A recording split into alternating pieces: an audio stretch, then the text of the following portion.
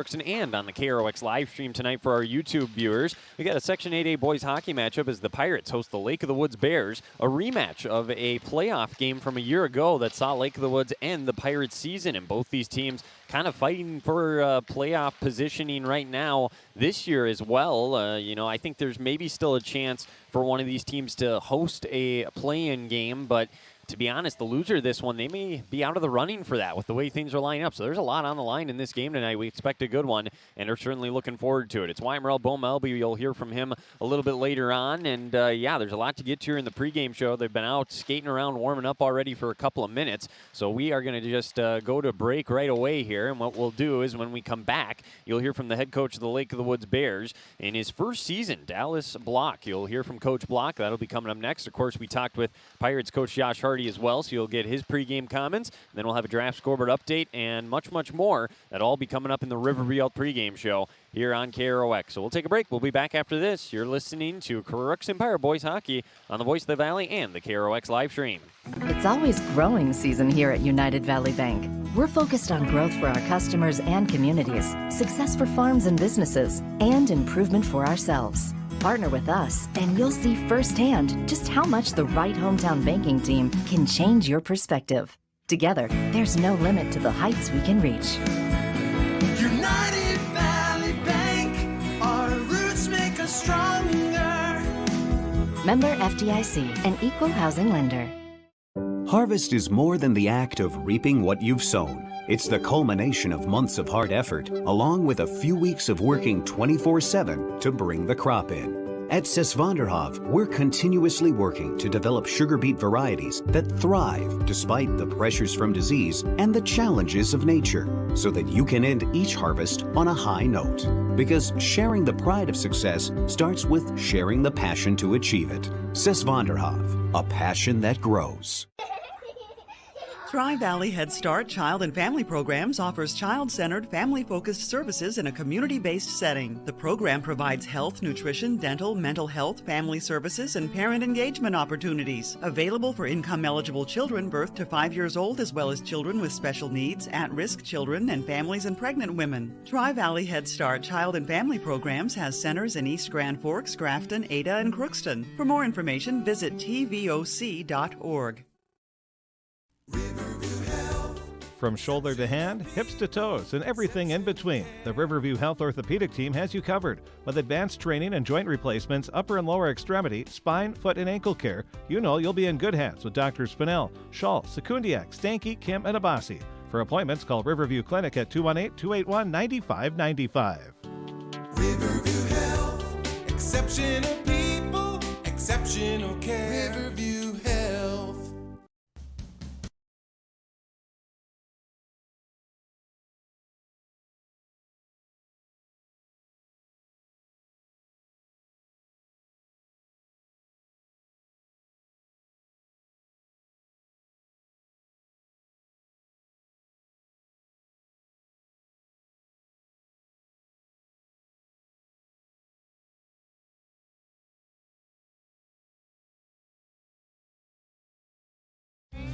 You can make a sweet life right here in the Red River Valley with a career at American Crystal Sugar Company.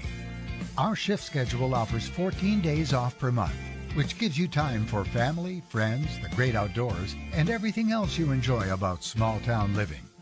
Entry-level positions are available, and pay starts around $18 per hour. Apply today at crystalsugar.com and share in our sweet success.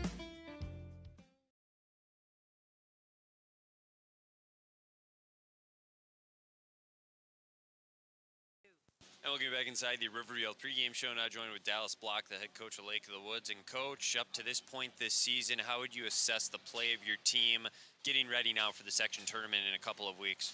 Well, we've had our struggles this year. We have a young team. We have, I think we're playing 7 sophomores.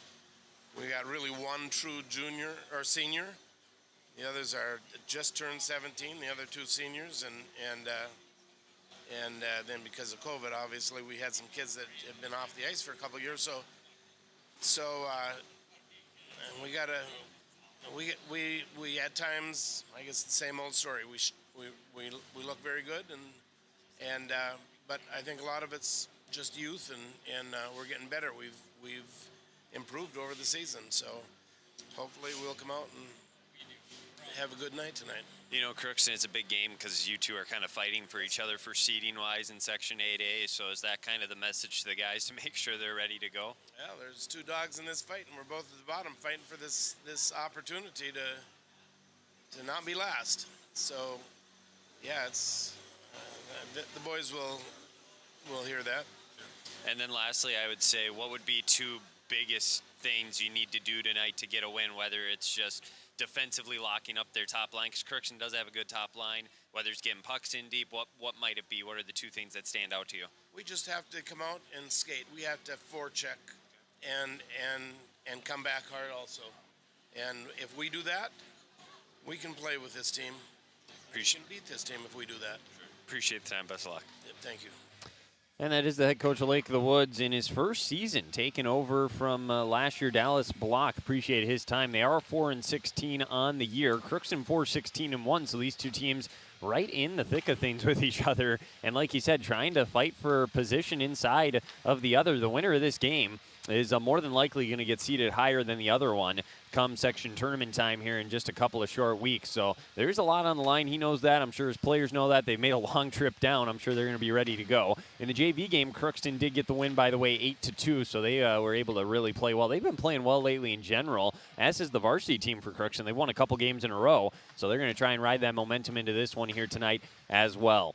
We will get to more on Lake of the Woods, including their starting lineup, in just a little while. Right now, we'll take another break. When we come back, you'll hear from the Pirates head coach Josh Hardy on the successful week so far, what they need to do to have success tonight, and a few other things as well as we get you ready for the drop of the puck between the Pirates and the Bears here from the Crookston Sports Center. We'll be back right after this. You're listening and watching to Crookston Pirate Boys Hockey here on KROX and the KROX live stream. Shopping for groceries is easier than ever with Hugo's Family Marketplace. To simplify life, Hugo's offers convenient online shopping with delivery or curbside pickup at gohugos.com. Even better, shop on the go with the Hugo's Family Marketplace smartphone app. Download e-coupons, recipes, grocery lists, weekly ads, and place your grocery order right from your phone. Save time and save big with Hugo's Family Marketplace, your hometown grocer since 1939. You're gonna find more low prices, more great stuff when you go to Hugo's. At Crookston High School, we really have a lot going on. There isn't that much going on. Oh yeah? We have softball, baseball, track and field, soccer, swimming, tennis, golf, volleyball, crap shooting, hockey, basketball, wrestling. So we have a lot of sports. And there is orchestra, band, choir, visual arts, speech, theater, Leo Club. And Crookston is one of the highest academic schools in the region. Really? Yeah, really, especially in math and science. I guess we do have a lot going on. Yeah, and that's why Crookston High School is my education destination.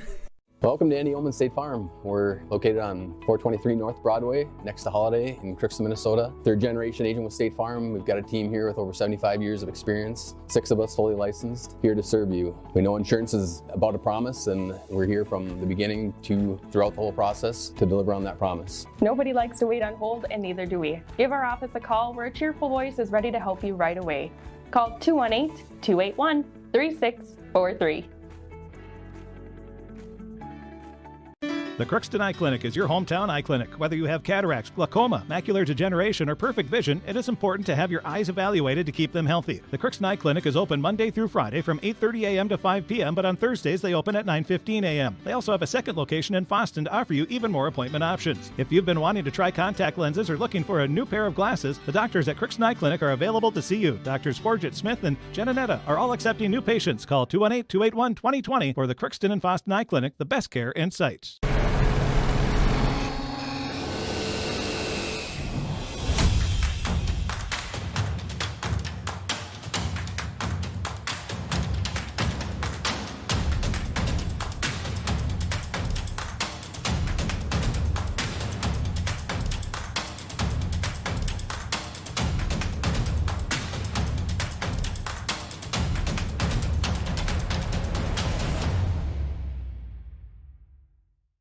Ever wonder what your city government does for you? They provide police and fire protection, emergency and disaster preparation, building code and zoning enforcement, street repair, cleaning and snow plowing, curbside garbage and recycling collection, plus spring and fall cleanup weeks.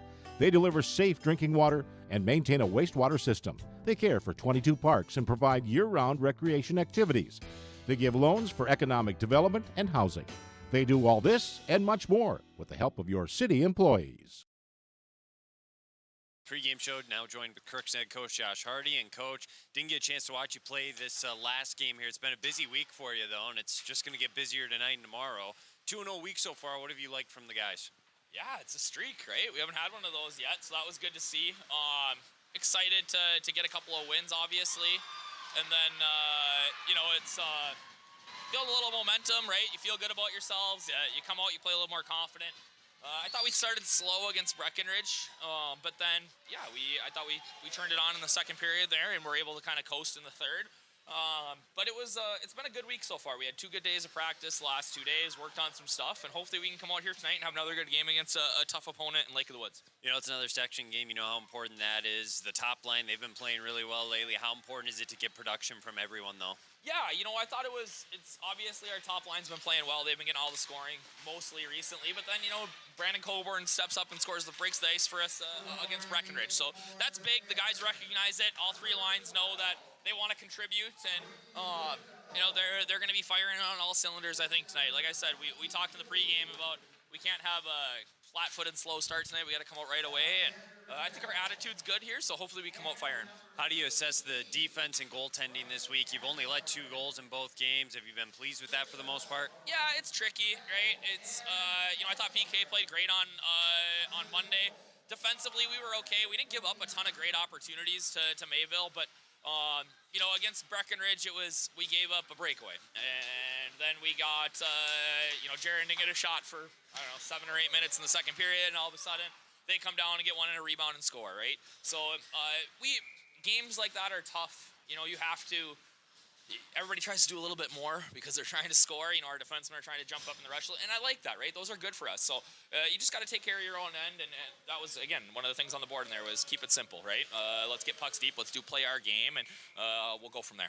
Last question I'd have for you is, do you think this one maybe means a little bit more to the guys with the way how last season ended against Lake of the Woods? Yeah, it's obviously we were frustrated at the end of the year last year. Had played a great game against them here, got the win, and then came back and played again, and just kind of laid an egg in the playoffs. So disappointing to say the least, and we talked last year about how that left a bad taste in our mouth, and now it's time for us to hopefully get a little bit back tonight. And but this is a different team, and I tell you what, the attitude of this team the last couple of days has been really impressive. Coming back from that loss against Greenway, I think we've been not only playing the best, but just relationally in the locker room, everything has been really good. So I'm excited to see what we can do tonight in a big section game. Appreciate the time. Best of luck. Thank you, sir. And that's the head coach of the Crookston Pirates, Josh Hardy. Appreciate his time here on the pregame show. As always, we'll talk to him postgame, get his thoughts on this one coming up a little bit later on this evening, and maybe even get a player on if the Pirates win as well, and hear from him or whoever that may be as well. So still a lot to get to here. We'll have a draft scoreboard update coming up here in just a few minutes as well. We'll have the Napa Crookston Welding Machine starting lines for you here in this one. Then, of course, drop of the puck in this Section 8A matchup, and that'll be coming your way around 6 o'clock here this evening. We're on schedule for the most part. I feel like we haven't been able to say that a ton recently, but we are, in fact, on schedule right now. The teams are skating off the ice as we speak. The Zamboni is going to be coming on, and we will hopefully get a good hockey game tonight for you to start your weekend off. The Pirates, they will, of course, be back here tomorrow as well, taking on International Falls. That'll be a matchup tomorrow at 2 o'clock here at the Sports Center. 1:30 pregame show on the KROX live stream. Will not be on KROX. We'll get into that here in a minute when we take a look at our scoreboard update, tell you what's going on this weekend as well as what's going on today. So we'll have that for you and much, much more still on the way here in the pregame show. So we'll take a break. When we come back, we will have that draft scoreboard update, and we'll be back here listening to Crookston Pirate Boys Hockey here on KROX and the KROX live stream. For all of your automotive service needs, call Christian Brothers Ford here in Crookston. We have a service team to handle all of your vehicle's needs. Does your vehicle pull to the right or left? Call and schedule an alignment today.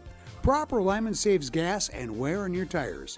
We're here to take care of your vehicle repairs and maintenance. Call Christopher or Jersey in the service department at 281-1338. Make an appointment today with the service department at Christian Brothers Ford of Crookston, where we make it easy.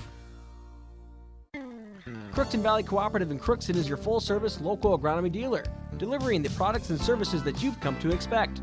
Crookston Valley Cooperative specializes in seed, chemical, and fertilizers that you need to keep your farm operation growing. For expert advice you can rely on, give Sean and Mike a call at 281-1178 today or stop by at Crookston Valley Cooperative located at 1122 Fairfax Avenue in Crookston. That's 281-1178. Crookston Valley Co-op, here to keep you growing. This is my farm. Don't come out here and tell me what I need. I need solutions that work and market options that are worth my time. Small town support that sees the bigger picture. A global network that empowers us. A co-op that's there for us every day.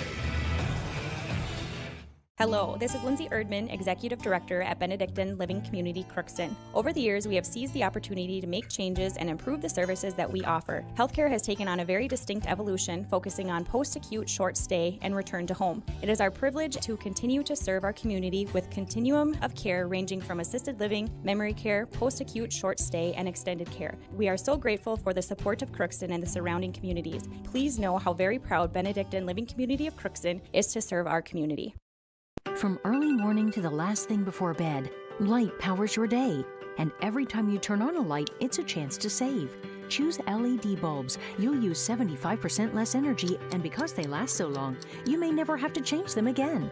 Whether it's bright light for the bathroom or a soft, warm touch in the family room, LEDs do it all. See how Otter Tail Power Company can help you save at otpco.com/LED. LED lighting, the smart way to light your life. Society, winning has come to mean everything. If winning comes at the expense of good sportsmanship, everyone loses. Nothing is gained in the long run. Good sportsmanship is the result of a disciplined effort to respect yourself, your opponents, and contest officials. Remember, good sports are winners no matter the score. This reminder is brought to you by the Minnesota State High School League.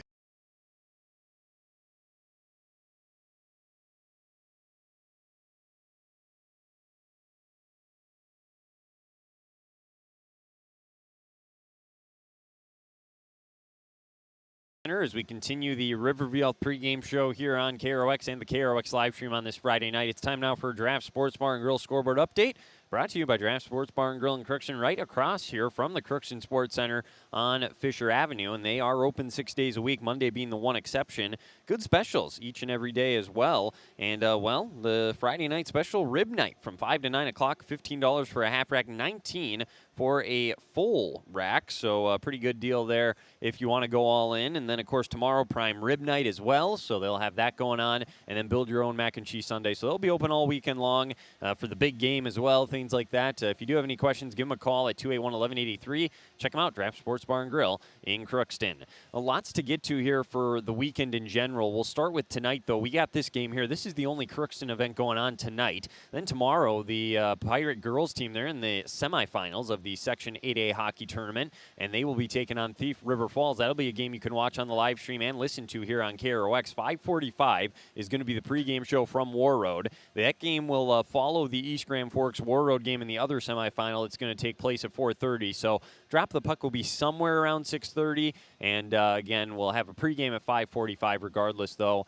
and to get you ready for that one there as the Pirates try to make another section championship appearance. Also tomorrow, we'll have the boys hockey team. I mentioned they're going to be taking on International Falls tomorrow. That'll wrap up their busy week. That'll be on just the stream, and that'll be a 2 o'clock start time.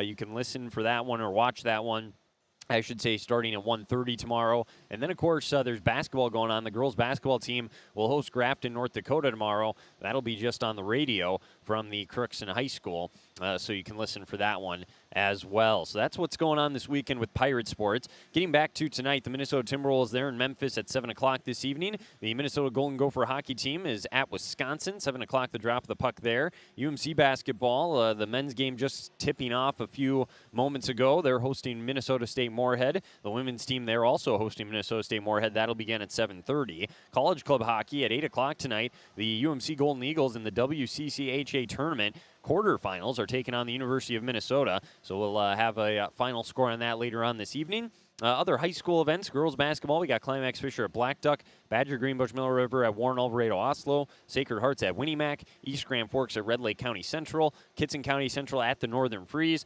Tartans at Ada Borup West, LaPorte at Bagley, Clearbrook Gonvick at Goodrich, Griggle at Dilworth, Glendenfelden at Lake Park Audubon, Park Rapids at Aitken, Perham at Breckenridge. And then in boys basketball, Foston's at Climax Fisher this evening, Roseau at Stephen Argyle, Cass Lake Bena at Ada Borup West, Lake Park Audubon at Norman County East Hill and Hitterdal, Moorhead's at Dilworth, Glendenfelden, Cherry at Perham, that should be a good one, Park Rapids at Hawley, Pillager at Wadena Deer Creek, just to name some of the games this evening. Boys hockey, Red Lake Falls off of a huge win last night against Thief River Falls. They'll be at St. Paul Johnson down in the Twin Cities today. Bagley Foston's at Prairie Center, Wadena Deer Creek at Kitson County Central, and Morris Benson at Park Rapids. That's a look at the draft scoreboard update for today. Tomorrow, like we said, 3 different Pirate events going on. There's also some other stuff happening. Should also mention on Sunday, we will have Super Bowl coverage here on KROX. So if you're going to be driving, unable to watch the game, want to tune in, we'll have you covered. Pregame show at 1 o'clock. There's 4.5 hours of pregame talk to get you ready for the kickoff at 5:30. It's the Chiefs and the Eagles. Should be a good one. Hopefully it lives up to the hype. A lot of people getting excited about that one. But should definitely be a good one, and we will have you covered with that here on KROX. So we will take another break. That's a look at your draft sports bar and grill scoreboard update. When we come back, we'll have our Napa Crookston Welding and Machine starting lineups, and then we'll have the drop of the puck coming your way too from the Crookston Sports Center on this Friday night. You are listening to Crookston Pirate Boys Hockey here on KROX and also watching it on the KROX live stream. It's always growing season here at United Valley Bank. We're focused on growth for our customers and communities, success for farms and businesses, and improvement for ourselves. Partner with us, and you'll see firsthand just how much the right hometown banking team can change your perspective. Together, there's no limit to the heights we can reach. United Valley Bank, our roots make us stronger. Member FDIC, an equal housing lender. Harvest is more than the act of reaping what you've sown. It's the culmination of months of hard effort, along with a few weeks of working 24/7 to bring the crop in. At Sesvanderhof, we're continuously working to develop sugar beet varieties that thrive despite the pressures from disease and the challenges of nature, so that you can end each harvest on a high note. Because sharing the pride of success starts with sharing the passion to achieve it. Sesvanderhof, a passion that grows. Tri-Valley Head Start Child and Family Programs offers child-centered, family-focused services in a community-based setting. The program provides health, nutrition, dental, mental health, family services, and parent engagement opportunities. Available for income-eligible children birth to 5 years old, as well as children with special needs, at-risk children, and families and pregnant women. Tri-Valley Head Start Child and Family Programs has centers in East Grand Forks, Grafton, Ada, and Crookston. For more information, visit tvoc.org. From shoulder to hand, hips to toes, and everything in between, the Riverview Health Orthopedic Team has you covered. With advanced training and joint replacements, upper and lower extremity, spine, foot, and ankle care, you know you'll be in good hands with Dr. Spinell, Schall, Sekundiak, Stanky, Kim, and Abasi. For appointments, call Riverview Clinic at 218-281-9595. Riverview Health, exceptional people, exceptional care. Riverview Health. Grove Mechanical in Crookston wants to help you make the air in your home absolutely perfect with reliable, award-winning Lennox products. Ask them about available rebates from your local utilities. Stop in today at Grove Mechanical. Give them a call, 218-281-3863, or you can visit them at grovemech.com. For great products, big savings, and perfect air, think Grove Mechanical in Crookston. They are your hometown heating and cooling professionals. You can make a sweet life right here in the Red River Valley with a career at American Crystal Sugar Company. Our shift schedule offers 14 days off per month, which gives you time for family, friends, the great outdoors, and everything else you enjoy about small town living. Entry-level positions are available, and pay starts around $18 per hour. Apply today at crystalsugar.com and share in our sweet success. Here from the Crookston Sports Center as we continue the pregame show right leading up to the drop of the puck here this evening as the Crookston Pirates get ready to take on the Lake of the Woods Bears in a Section 8A matchup here on this Friday night. Let's take a look at the Napa Crookston Welding Machine storylines brought to you by Napa Crookston Welding and Machine. For all your automotive needs, stop by Napa Crookston Welding and Machine. They have what you need. Make sure that battery will start the first time every time. Buy a Legend battery from Napa Crookston Welding and Machine. They handle all your Legend battery needs. And, you know, it's been pretty warm lately. I mean, it's been a little cold the past couple days, but for the most part, a mild winter. It's going to be warm again over the weekend, but that doesn't mean we can't get cold on the way sometime later here in February or March. So if you have any battery issues, it's better to be safe than sorry like I was last year. Get it taken care of. You'll thank yourself later. So just a little PSA there for that. But anyways, let's take a look at the Lake of the Woods Bears coming into this one 4-16 again. Their head coach Dallas Block, and they will go like this. In net, it's going to be number 39, the junior, Jace Lucci. So he'll get the start, or Luchek. I knew I was going to screw it up. I know it's Luchek. He even pronounced it to me twice when we talked off the air. So Luchek is in the net. And I would assume, since he's the only goaltender on the roster, he has probably got most of the starts in net, at least the one that I have on the varsity. Oh, look at that. There is a second one that Bo is pointing out to me, so never mind. All right, we're off to a great start here. Let's move forward now with the top defensive pair tonight for the Bears, and they're going to go like this on defense to start things off. It's going to be number 14, a senior, one of the 3 seniors that Coach Block mentioned on this team, and that's Gregory Peters, so he'll be one of the defenders, and then the other one's another senior, actually. It's number 16, Nicholas Taboni. So Taboni will be back there with Peters to start this one off. Then the top line for the Bears here this evening, you're going to recognize one of these names from last year, number 11, junior Randy Wood. I believe he had a goal in the section tournament game. I know he had a goal whether it was in the regular season or the section tournament game. There was another Wood last year as well that was a senior that really hurt the Pirates too. So Randy back, I believe it was his brother. He is not back here this year, but he's one of the guys up front. Also, they got number 5, another name you'll probably recognize, senior Charlie Eck. So Eck will be another guy on that top line. And then it's number 19. He's a captain, junior Jordan Kaverman, and he'll be in the starting lineup as well as the Bears take the ice as we speak, wearing their road maroon with the gold trim on the white numbers on the back of the jerseys and on the sleeves. And they've got that Bear logo up on the front. They'll be skating right to left in this opening period of play across your radio dial and across your screen for those watching on our YouTube channel. The Pirates onto the ice now. Let's take a look at their starting lineup tonight, coached by Josh Hardy, riding a 2-game winning streak and picking up wins this week against Wapton Breckenridge most recently. They also beat Mayville Portland as well on Monday night earlier this week, too. They'll be starting Jaron Bailey in net. The senior got a win on Tuesday night. They'll look to do the same here in this one and pick up the 3rd straight win for the Pirates. That'd be their longest streak this year. Also, the top defenseman tonight, or at least getting the start according to Coach Josh Hardy, is going to be the junior, number 26, Blake Melsha, and senior number 22, Jackson Demera. And then the top line, that has not changed all year for Crookston, really. Maybe a couple times when guys have not been able to play, but otherwise it's going to be Jack Doda as usual, the senior, number 15. Sophomore number 6, Ryan Street, and junior number 2, Carter Trudeau. Those are the top 3 point getters this year for Crookston, and they play well together. They had 5 even-strength goals on Tuesday night as a unit, so they are absolutely 3 guys to keep an eye on here today as well. So, Bo, I'm going to welcome you in now at this point. First time we've been doing a game here in a while together, it seems like.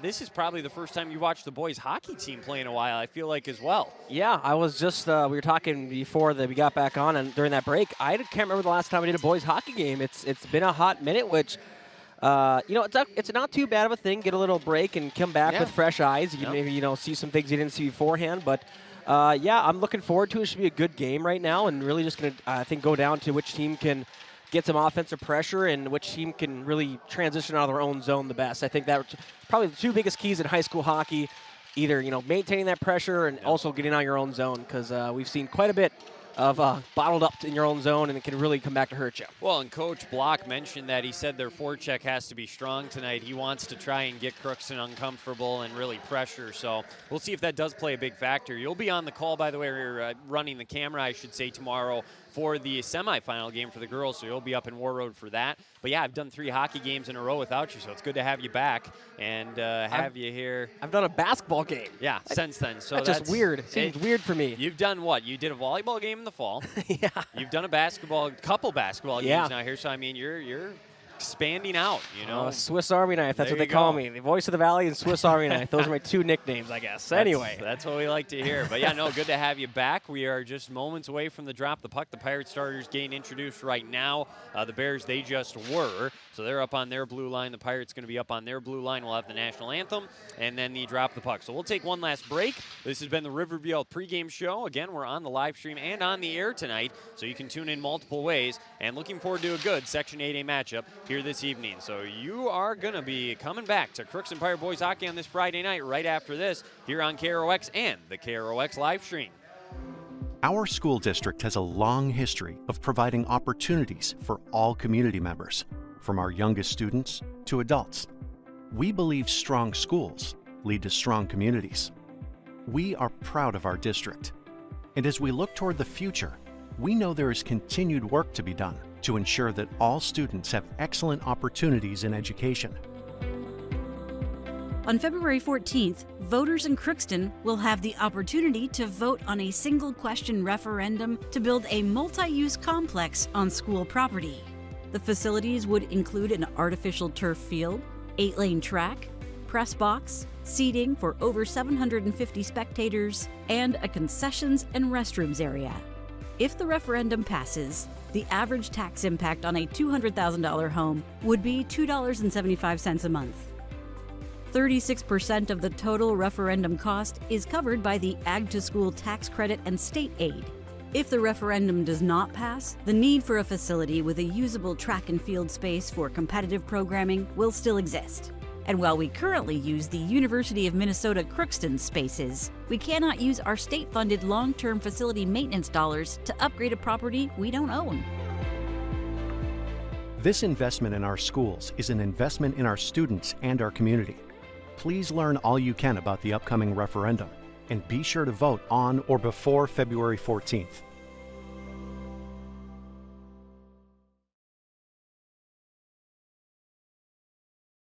Crookston Pirate Boys Hockey on the air and the KROX live stream here this evening. Teams huddling up near their goaltenders right now. Again, should be a good one, as we have mentioned several times already. At least that's what we're expecting. Luchek in net for the Bears, and you've got Bailey in net, the senior, for the Pirates. Should be a good battle with those two. And Bo, I asked Coach Hardy this in the pregame, but got to think, I mean, you played high school sports. There's a little something to it when you come back and play the team that ended your season a year ago. Definitely, and that's the thing too. These kids have been playing the kids from the other team. They're growing up the entire lives, especially in hockey. You play Lake of the Woods quite a bit. Yep. And so they know these players, they know each other, and so that's what also another part of it where it kind of gets into that where you ended our season, we don't like that. Yeah. No, come on, what's up with that? And so it's definitely, there's a little more extra into it, and especially for the seniors this year, they want some revenge because who knows if you're going to be able to play them again in a playing game or whatever the seedings will be. So, yeah, this is a good opportunity for the Pirates to get a little revenge in. Yeah, it could be the last time, like you said. And there's a lot of kids returning from the two teams a year ago as well, so a lot of familiar faces. Trudeau will take the opening faceoff for the Pirates, Eck for the Bears. And here we go. Section 8A hockey on this Friday night. We're underway. The Pirates win the faceoff. Trudeau will get it in deep right away, so a good start for Crookston. They are working left to right across your radio dial and screen. Street back behind the net, gets it to Trudeau. Good start with the forecheck. He loses his stick, though, and the Bears will skate back the other way. Kaverman up ahead. Nice pass on the stick here. Moving in, or shot from the slot. Saved by Bailey. A quick shot for Randy Wood. It's still in the zone. Kept alive and now kicked out. As Street blocked that one. Is trying to keep it in was Taboni. Over in front of the Bears bench, Dota pursuing. On the stick now here of the captain, Jordan Kaverman, the senior. He's got it in front of the Pirates bench. Brandon Colburn going back to get it here, trying to loft it up ahead. Or excuse me, I think that's Carter Trudeau still. My apologies. Now he gets it back, tries to skate towards the middle. The puck goes back into the zone. Here's Melsha right in front of us, moving up ahead. He'll dump one in deep, so that's the Pirates' approach early. They'll dump and chase. Now it's kicked back around here by Reese Harbit. His first shift, he couldn't get there. That pass was intercepted.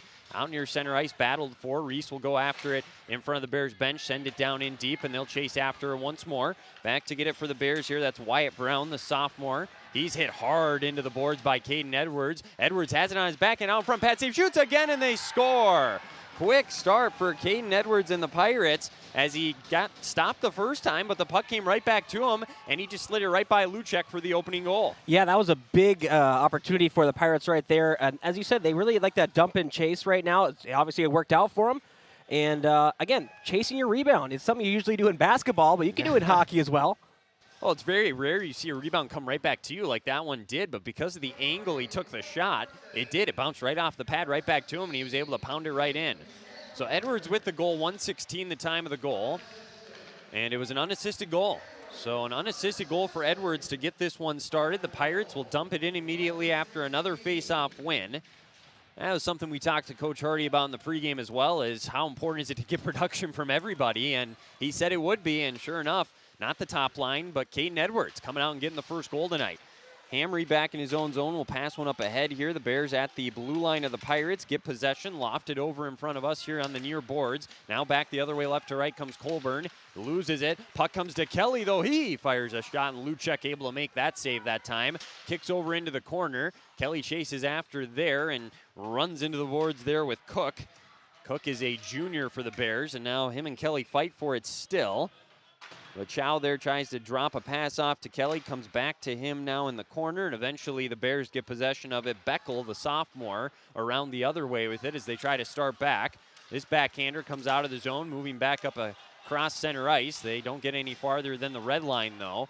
So the Pirates doing a good job. A lot of pressure applied right now in the Bears zone, and they have not given Lake of the Woods many good opportunities. Wood had the one shot that went just wide of the net earlier. But other than that, really nothing on this end of the ice, which is where the puck goes now. But it's icing as the Bears couldn't hook up there trying to get a pass to Stein, and will go the other direction. Yeah, Pirates do a really good job right now. They're chasing pucks down. They're showing some life in those legs. I know they're riding a little bit of a win streak. That kind of helps going into a game, wanting to extend that. And definitely they seem to have the better legs so far in this period. Well, and it is their third game this week, but they've had 2 days off since playing Monday and Tuesday, which also plays a factor. Lake of the Woods, they haven't played since earlier this week either. Nice little entry pass here to himself by Stromlin. Sawyer Stromlin goes after it. Demra back there with Trudeau. Trudeau pitches a pass to himself, and off the boards to himself. Here come the Pirates 2-on-1 street trying to get a pass to Dota. Good defensive play made, though, by Brady Olson, the junior. Otherwise, Dota would have been moving in for a breakaway. Pass around the boards here to Melcha in the Pirates zone. Gets shipped back down into the corner. Govier, the junior, goes after it. Trudeau gets to it now on the other side.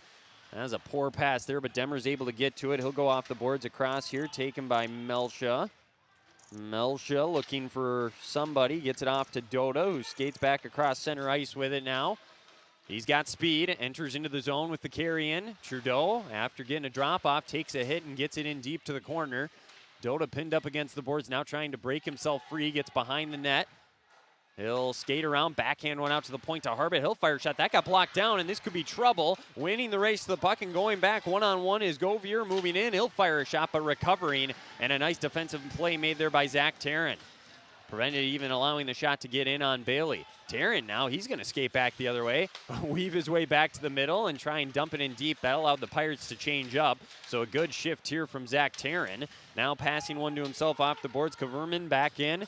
He'll chase after it. Larson going after it in the corner. He'll pass one to Harbit. He'll flip one to try and leave the zone. Edwards has it. 2-on-1 with Reese moving back. He'll lob one to Reese in the slot. He shoots. Saved by Luchek. Keeps it a 1-0 game. A good look right on the doorstep there for Jackson Reese, but he couldn't quite pound it home. Puck back out of the zone once again. Back come the Bears. Now they're trying to make something happen on this end. Pass to the middle to Kaverman. He shoots. Save up top by Bailey off the shoulder pad. Lots of action here, and now Edwards is going to skate back the other way. Loses the puck, trying to work back to the middle. A lot of excitement and entertainment in the first 5 minutes of this one. It's 1-0 Crookston. Out near center ice, the Bears trying to loft a pass up ahead. Here was Kaverman. He could not. Now Kelly starts back the other way. He drops one to Hamry. Back to Kelly. Pad save. Rebound to Flex over here to Colburn. He'll put one right back on net. That goes over to the right corner. Bachow chasing one down, drops a pass back off to Hamry. The freshman tried to dump it in. That pass picked off by the Bears. Lead pass up ahead, never got through to Eck as he was trying to break free. Long shift right now for the Bears' top unit. And now Kamerman will fire one off the boards. That doesn't leave the zone. Intercepted. Now off to Colburn. He'll fire a pass in the middle, and that one never ended up getting in on net as it was blocked away on the shot attempt by Lucas Miller. Pass up ahead. The Bears will dump it down in on net, so that's not going to be icing, and Bailey will cover it up. Bears needed a change. They were just going to send that one down. It works out for them. They'll get a face-off now in the Pirate zone. Yeah, quite the pace of play right there during that period. I mean, the Pirates doing a good job, and really their depth players as well, those second and third lines, getting a lot of action, shots on net. That's exactly what you want to see in this period. Yeah, several guys we could point to. I know Zach Tarrin had a great shift as that one almost squeaked by Bailey on the face-off win and shot on net by the Bears. Shots on goal 3 apiece right now in this opening frame. Demra back the other way, dumps it into the corner and chases after it into the Bears zone. Back to get it here is Gregory Peters, the senior starting defenseman tonight for the Bears. They'll try to leave the zone here to Boney Connaught, and now eventually does come out of the zone. Pass off the boards here to Barron. Barron couldn't get to it. Melcha up ahead to Trudeau. Trudeau moving back with speed. He'll enter the zone, then fall to his knees onto the boards. It was a nice hit there by the Bears. Dota picks up the loose puck, wrap around the net, centering pass. Went between Trudeau and Street as they were both crashing the net. A drive from the point got blocked down. Comes out to the neutral zone, going one-on-one. Barron back the other way. Picking his pocket was Melcha, and the Pirates lead pass up head out of the reach of Trudeau. That'll go down for an icing with 10:37 to go. Now Trudeau lost a edge on his skate, tumbles to the ground. A little embarrassing, but he looks to be okay at least. So gets up, looks like, oh, someone skated. That's what happened. Well, seriously. So, no, I'm glad he's up there walking off. But yeah, no, it's just a misconnection there. That would have been a great opportunity for the Pirates, but still, you can't be mad with their opportunities so far. No, they've been doing a great job of putting pressure on. They've been getting good looks at the net. They have the 1-0 lead on an unassisted goal by Caden Edwards at the 1:16 mark of the period very early on, and they have played with momentum since then. Edwards, by the way, he runs into Reese here. They'll reset. Hard hit in the middle of the ice, delivered from the blind side there by Govier, the junior. Edwards goes down. The puck comes into the Bears zone. Back to get it here is Olsen. Pass up ahead, out of the reach, and actually out of the reach of everybody, and into the Bears bench with 10:08 to go. Yeah, that was a big open ice hit there, but a clean one, so you'll take that. I mean, that's the thing. Hey, good, clean, physical hockey. That's what you say for Section 8A, right? Come on. I think so. I think somebody said that once. I'm sure I did at least once. That anyway. one time. Yeah, no, it's so far, it's been not too physical, so that's probably the biggest hit we've seen so far. Now face-off left circle here. It's going to be knocked back, trying to drive the net here. Unsuccessfully was Colburn. Comes over into the right corner. And now behind the net, kicked up off the boards. Back come the Woods. Long outlet pass, as they were trying to get that one to Eck. He has really not gotten going yet. Hamry drives in, fires a shot that goes wide, gets the puck off the boards. It's a shot here from Lubinsky from the point, got on net, and then the rebound was chipped on net by Colburn, and Luchek was able to cover it up with 9:42 to go. A defenseman stepping up and getting a shot on net, and then getting to the corner there, get the puck back up to the point, and a good cycle going on for the Pirates. And give them more credit there. They've had more of a forecheck than the Bears. They've been a couple of rushes, but nothing really sustainable. Now, I'm glad you brought that back up because, again, that was something Coach Block mentioned. They wanted to have a strong forecheck. It's been non-existent at time. Dota off the post. The rebound kicked near the net on the shot from Street, and that one also didn't find its way through. Couple good chances. Now the puck comes loose out near center ice. 2-on-1. Back come the Bears. This one, score! It popped up over the pad of Bailey somehow, and finding the back of the net is Randy Wood. We're tied at 1 apiece. 9:22 to go in the first. Yeah, that's tough for the Pirates there. It kind of breaks your momentum you've had so far in this period as a blocked shot there or a broken up pass allows to a defensive or an offensive zone turnover, and the Bears capitalize 3-on-1 and just tough for Bailey to make a save, and a little bit of bad luck there as well. Yeah, it looked like it popped up at the last second. I mean, he was tracking it all the way. So that makes it 1-1. Randy Wood with the goal. This should be unassisted too, I believe. Yeah, so 2 unassisted goals to start this one off. 1 for each team. We're tied at 1 apiece. Trudeau will carry in. Try to weave his way around a couple defenders. Gets into the zone. Tries a centering pass here to Street to flex back out. Demra has it here at center ice. Under 9 minutes to go in this opening period. Good one, like we expected early. Here from the Sports Center. Now Street carries back and fires a shot that goes up high over the net. Now taken here by Lake of the Woods. Pass off. They'll move back the other way. Up near center ice with speed comes Eck. He'll drive near the net. Nice defensive play by Melcha once again to prevent Eck from really getting anything in on net. Now a pass up ahead. Moving in is Doda. He's free for a breakaway. Stops on the dime. Pad save. The puck's loose. And they're going to blow it dead. Doda almost able to fool Luchek. He was going to go to his backhand. Stopped at the last second. Tried to jam it with the forehand. But Luchek's pads just big enough. He did the splits and was able to cut off that corner he was looking for. Give him all the credit in the world. That was a great move by Doda, but just able to have the good positioning there and a little bit of luck as well to have his pads in the right place. But that was a good move by Doda. I don't think I've ever seen that on a breakaway where you just step immediately on the brakes and try to go back against the grain.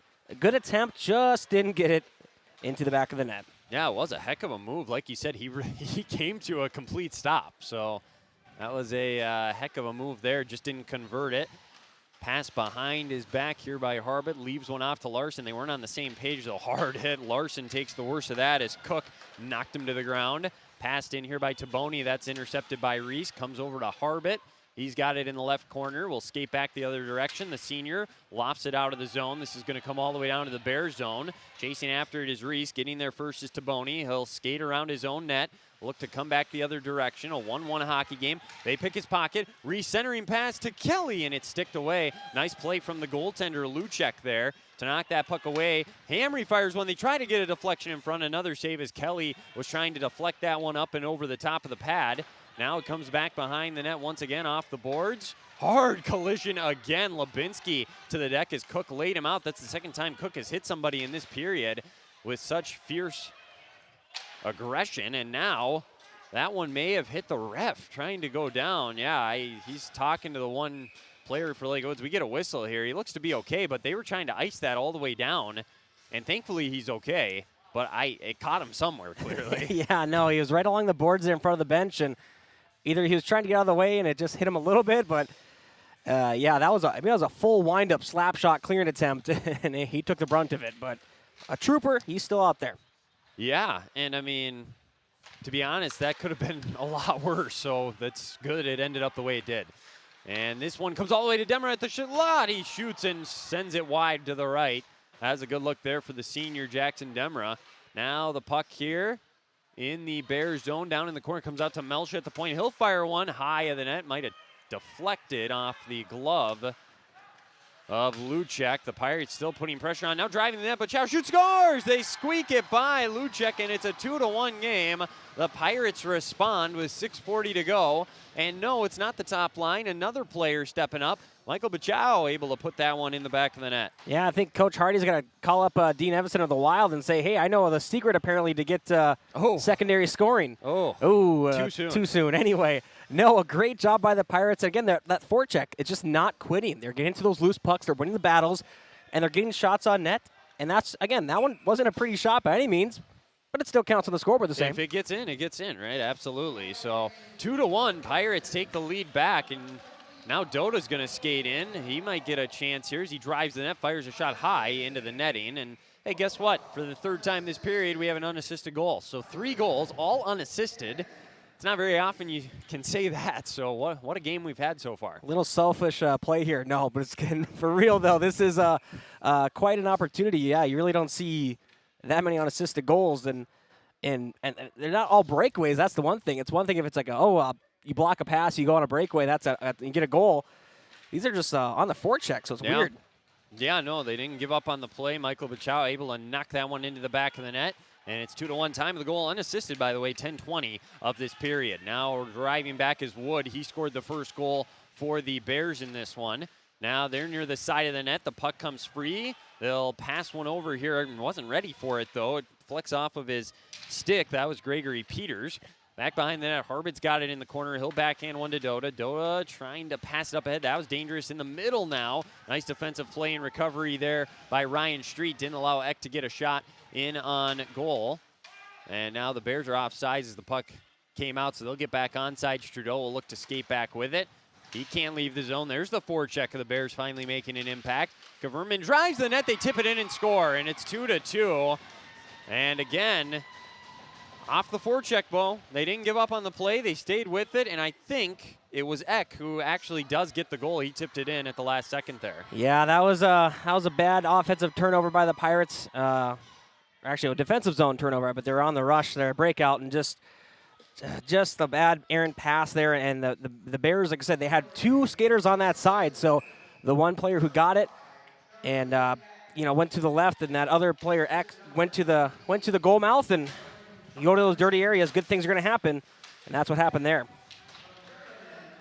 Kerman with the assist, and it was the goal for Eck, and it's a 2-2 game. We still got over 5 minutes to go here in this first period, so we got a good one. It's a lot of scoring. We'll see if that trend continues throughout the night. Shots on goal 9-6 in favor of the Pirates. Edwards gets it out to Taryn. He couldn't get a shot on goal as he slid to a knee, and now back comes Wood the other way. Full head of steam. Carries in, weaving around Lubinsky down to the corner. He'll reset there. Pirates are able to check him into the boards. The puck comes free. Up ahead comes Edwards now as he got to it. He'll backhand one here to Lubinsky, trying to win the race to the puck, and does get to it. He's in the corner. The Pirates changing up. His teammates will come and try and support him. Long pass off the boards. Winning the race is Woody's behind the defense. He'll fire a shot saved by Bailey, and it comes up out of play to our left with 4:41 to go. So that was a nice save by Bailey. Keeps it a 2-2 game. Yeah, just kind of stuck between those Pirate defenders there, and turn on the Jets to get to that loose puck. So give him credit. He's definitely shown some abilities to be a little elusive and kind of just like I said, sag off the defenders and just get forgotten about, which is a very impressive trait to have in the offensive zone. And since we said the Pirates were the ones with the fresher legs winning races the puck, I don't know if the Bears heard us, but it seems like they've had a little extra juice in their step here recently. So Crookston wins the face-off here. Melsha up. That's out of the reach of everybody. That's going to go down for an icing as they couldn't hook up on the outlet pass. 4:27 to go. Offensive zone face-off coming for Lake of the Woods. Yeah, it's kind of that commentator jinx, Pretty much. That's the way it goes. But, yeah, no, give credit to the Lake of the Woods. They've really, turned things around in the later part of this period. Doing a very good job in the forecheck, good job in the transition to beat those Pirate defenders. Although when those Pirate defenders are up on one-on-one of those breakouts and those transitions, they have a good gap. Well, here's a chance in front for Colburn after they won the faceoff. Kelly did a nice job of waiting before passing it to him once they entered the zone, but he got turned away at the net. So that's a big save by Luchek to keep it a 2-2 game. Here's Demra in his own zone. Oh, he had Kelly sprinting the other way, but kind of whiffed on the pass. Then he takes a shove there. Nice hard hit once again by Cook. He's done that 3 times to Pirate players. He is clearly not somebody to be messed with. Now he's over here, and, well, he knocks Demra into the boards again, and they're off sides, and that's a good call here from the ref as he skates in, so 3:51 to go. Yeah, Cook has definitely been a physical force, which can really turn the tides of a game, especially, if the Pirates haven't really shown that physicality themselves, and it can make you kind of be a little more tentative with the puck. Yeah, absolutely, as this one's going to deflect out of play. Well, he tried to save it. He reached up with his glove. That was Olsen, but could not. 3:46 to go. Face-off coming just outside of the Pirates zone. Have an intermission report coming up in a few minutes. Go over the scoring, a draft scoreboard update, and anything else we need to get you caught up on. That'll be coming up once we reach the intermission here on KROX. A give up again now by the Pirates. That was Hamry trying to leave the zone. Govier stepped in front and picked it away. Now they drive the net. That one never got in on net, though. It got deflected wide. Trudeau gets to it. He takes a hard hit. Now they try to get it out of the zone. Cannot. Good job keeping it alive by the Bears. Now Hamry goes back. He'll rifle one around the other way. Doda chips it off the boards to himself. He's so good at that. Him and Trudeau, a 2-on-1. He's to his left. Fires a shot. They score. Snuck it by Luchek. Jack Doda is on the board here tonight. And the Pirates, every time the Bears have answered back and tied the game, they have a response 3-2, and we still got over 3 minutes left in the first. I was just thinking before that that face-off there that the top line for the Pirates have really hasn't done too much. There was a post that Doda hit earlier, but that was pretty much it. And sure enough, I didn't even have to say it this time. They read my mind. Doda comes up with the big turnover there, and again, kind of looks off Luchek there to really make him play the pass. Snuck one past him. Might have been cheating over the play of that pass, and it worked out for the Pirates' advantage. As a heck of a shot. This should be an assist, I believe, to Tate Hamry as well as they were leaving the zone, but I could be wrong. We'll find out momentarily as play is back underway. And the Bears, here they come. Chipped away here. That's out of the zone. Oh, it was Trudeau. with the assist. So Trudeau gets the assist, not Hamry. We get an icing here with 2:52 to go. So there was that top line, like Bo mentioned, making an impact. 3-2. Crookston, 3 goals in the first. That might be the most goals they've scored in a first period this year, I want to say, because, I mean, they erupted for 5 in their last game, but other than that, they haven't had explosive periods like this very much. So strong start from the offense tonight. Now if they can just slow the Bears down offensively, as this shot's a save by Bailey. Nice, easy save. Backhander out in front. The puck's loose. Bailey comes out of the crease, tips it away, but then it almost deflected back near his direction. Eventually Reese gets to it here, and he'll skate out of his own zone with it. Pause, slam on the brakes, reset, pass in the middle. This is going to be icing. It went through the wickets of Taryn down the other way. Yeah, that was a little dangerous opportunity for the Bears there with that kind of nifty behind the back pass. Just really caught even his own players off guard there, and just couldn't pull the trigger. Pirates catch a break and they get it out of the zone. Unfortunate, didn't get a connection there on that breakout pass, but they'll take a draw. Yeah, no, absolutely. As they still have the lead, another shot sticked away by Bailey up into the netting. We get another whistle with 2:25 to go. Well, for as physical as this game's been, the Bears, they've delivered some hits. We have not seen a power play yet for either team. So we'll see if that stays that way till the end of the period, or if somebody gets a chance. That shot saved, hit off the mask there of Bailey as Kaverman drove the net and fired that one in on Bailey. But a nice job by the senior to keep the Pirates in front. Still not out of the zone yet. Now out here near the point. Sent back in, chipped in by Lake of the Woods. Nice job keeping the play alive there by Stefani. He's also one of the few seniors on this Bears roster. Comes over to Melsha now in the corner. Back to Demra. Demra, pass up ahead here. And now Bachow's got it. He had one of the goals earlier in this game for Crookston. The Bears send it right back in and chase after it. And Melsha gets to the puck first, takes a hit, fires it out of the reach of Demra. Stefani has it. This shot deflects off of a stick and then hit Demra in the face mask, it looked like. Now it comes behind the net. Bears drop off to Stefani again. That shot at the shins, blocked there by Kelly. Into the corner, though. Lake of the Woods still applying pressure. Kelly will backhand one off the boards. This is going to go all the way down, and it will reach for an icing with 1:20 to go. Shots on goal starting to even out. 11-10 in favor of Crookston. That was probably the best forecheck we saw for the Bears as of right now. Crookston bottled up in their own zone, but luckily able to get out of the zone, and with an icing, they'll take it, because there's a couple opportunities there, a couple deflections and shots off mask. You don't see that too often, but either way, Pirates still up by 1. Yeah, the forecheck's definitely gotten better for Lake of the Woods as the period's gone on, too, so that's constantly improving here. Pinned up against the boards, it comes free to Trudeau. Trudeau will fire a pass across to Hamry. He's got it. He turns to come back the other direction with it. And this pass, again, not able to leave the zone. Driving the middle, whiffing on the shot there for the Bears was Barron. And now in the corner, under a minute to go. And back the other way, another poke check away. Nice job by the Bears with this forecheck.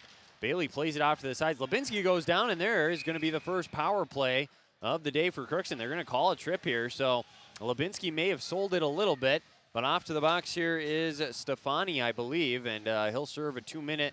No, that is Barron. So Barron will head to the box with 44 seconds left here in the period. Yeah, that's a real killer for the Bears. They've been having the better play here the past probably 2 minutes, and to take an offensive zone penalty like that is something you definitely don't want to see. Your coach isn't going to be too happy with you, but you got to kill off this penalty and be a little better in the locker room.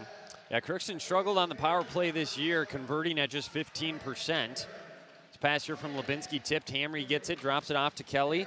Kelly back out to the point. They got some time here to work with, but don't do that. They turn it over, and the pass up ahead here to himself by Taboni. He'll chase after it. Lubinski will get back to it. He'll play one off the boards. 20 seconds left in the period. Lake of the Woods just trying to escape here, only trailing by 1. Long pass up ahead, taken by Trudeau. He'll skate into the zone with 12 seconds. Gets the defender to fall down. Looking to center a pass. Didn't like what he saw. They have just 7 seconds. Somebody's got to make something happen. Dota, he'll drive into the middle. He looks for a wrist shot. Drops it with 2 seconds. This one on net. Falling down, but making the save on his back. What a effort there by Luchek, I tell you what. He's definitely been the difference maker in this period. I know he's given up 3 goals, but Could be a lot worse. There's some goals, or there's some saves there that have been just outstanding. And so that keeps Lake of the Woods only down 1 at the end of the first.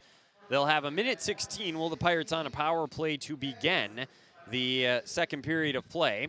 We'll take a break. When we come back, we'll take a look at our draft scoreboard update, go over the scoring from the opening period of play, and the goalie saves, things like that. That's all going to be coming up next. You are listening and watching Crookston Pirate Boys Hockey on this Friday night from the Crookston Sports Center. We'll be back right after this. Shopping for groceries is easier than ever with Hugo's Family Marketplace. To simplify life, Hugo's offers convenient online shopping with delivery or curbside pickup at gohugos.com. Even better, shop on the go with the Hugo's Family Marketplace smartphone app. Download e-coupons, recipes, grocery lists, weekly ads, and place your grocery order right from your phone. Save time and save big with Hugo's Family Marketplace, your hometown grocer since 1939. You're gonna find more low prices, more great stuff when you go to Hugo's. At Crookston High School, we really have a lot going on. There isn't that much going on. Oh yeah? We have softball, baseball, track and field, soccer, swimming, tennis, golf, volleyball, trap shooting, hockey, basketball, wrestling. So we have a lot of sports. And there is orchestra, band, choir, visual arts, speech, theater, Leo Club. And Crookston is one of the highest academic schools in the region. Really? Yeah, really, especially in math and science. I guess we do have a lot going on. Yeah, and that's why Crookston High School is my education destination. Welcome to Andy Oman State Farm. We're located on 423 North Broadway, next to Holiday in Crookston, Minnesota. Third generation agent with State Farm. We've got a team here with over 75 years of experience, 6 of us fully licensed, here to serve you. We know insurance is about a promise, and we're here from the beginning to throughout the whole process to deliver on that promise. Nobody likes to wait on hold, and neither do we. Give our office a call where a cheerful voice is ready to help you right away. Call 218-281-3643.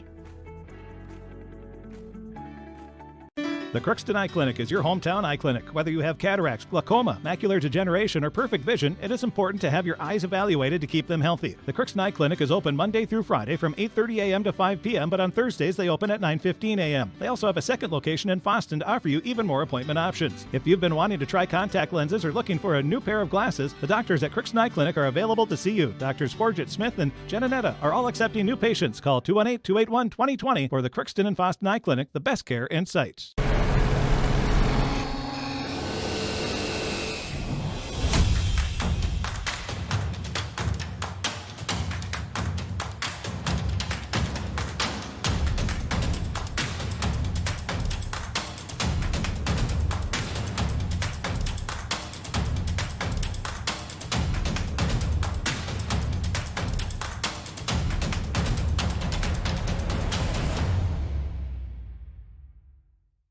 Ever wonder what your city government does for you? They provide police and fire protection, emergency and disaster preparation, building code and zoning enforcement, street repair, cleaning and snow plowing, curbside garbage and recycling collection, plus spring and fall cleanup weeks. They deliver safe drinking water and maintain a wastewater system. They care for 22 parks and provide year-round recreation activities. They give loans for economic development and housing. They do all this and much more with the help of your city employees.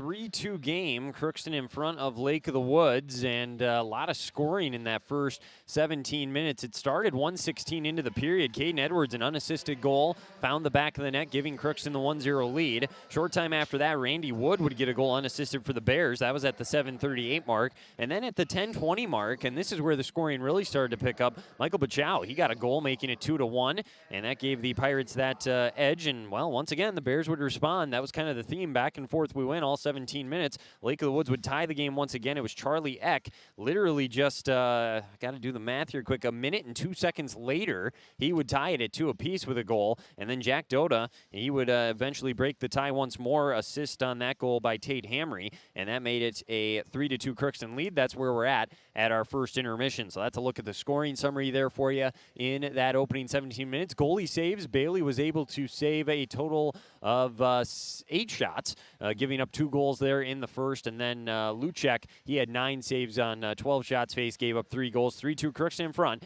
after 1 period of play. So that's our summary. That's a look at the scoring and the saves. We got a good one going here so far, and certainly expect that to be the case in the second and third periods as well. A lot on the line tonight here in Section 8A for both of these teams, trying to stay in front of the other for the section tournament and potentially maybe get a little bit of a better matchup in that play-in game. So I had some of the figure skaters, the younger figure skaters for the Pirates out here. They were skating around and giving the crowd a show here in the intermission. So they just got the Zamboni on the ice now. We'll take another break. When we come back, we'll have a draft scoreboard update, get you caught up on everything else going on here on this Friday night. You're listening to Crookston Pirate Boys Hockey here on KROX and the KROX live stream. We'll be back right after this.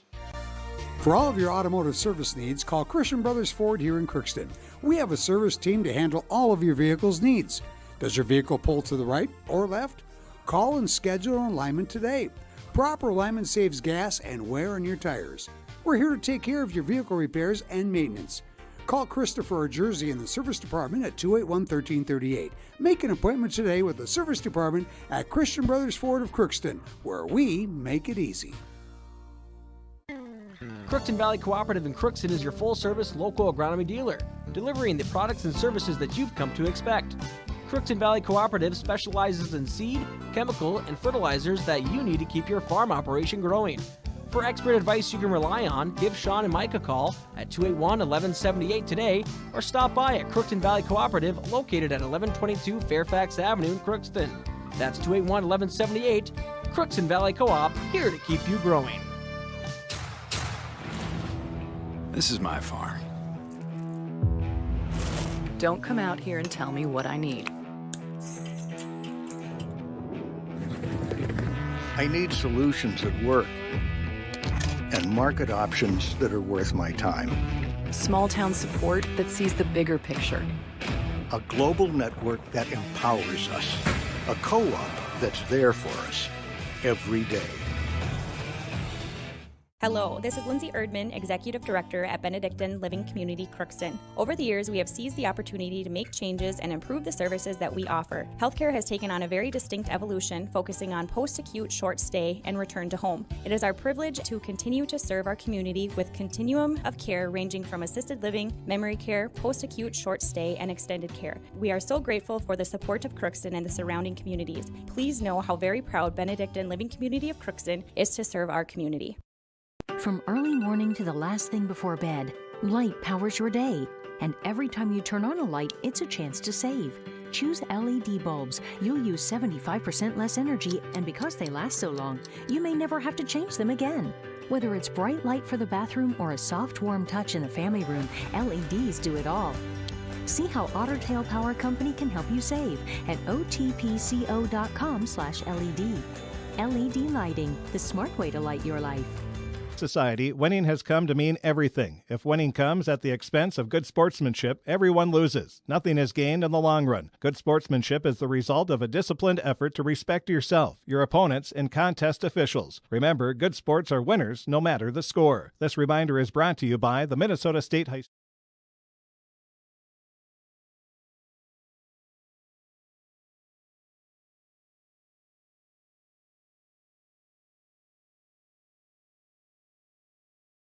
And we're back here from the Crookston Sports Center. I'm Merrill Bomelby as we're at the first intermission report here on KROX and the KROX live stream. 3-2 Crookston in front of Lake of the Woods here on this Friday night. Time now for Draft Sports Bar and Grill scoreboard update brought to you by Draft Sports Bar and Grill in Crookston. And again, it is rib night tonight, prime rib night tomorrow night. And then, of course, you've got Build Your Own Mac and Cheese on Sunday. They're open all weekend long. They are closed on Mondays, but otherwise open the other 6 days of the week. If you have any questions, give them a call at 218-281-1183, and they can help you out. Bo, are you ready to do the scoreboard update for me?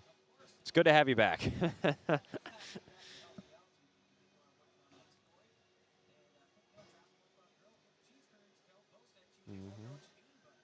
One day.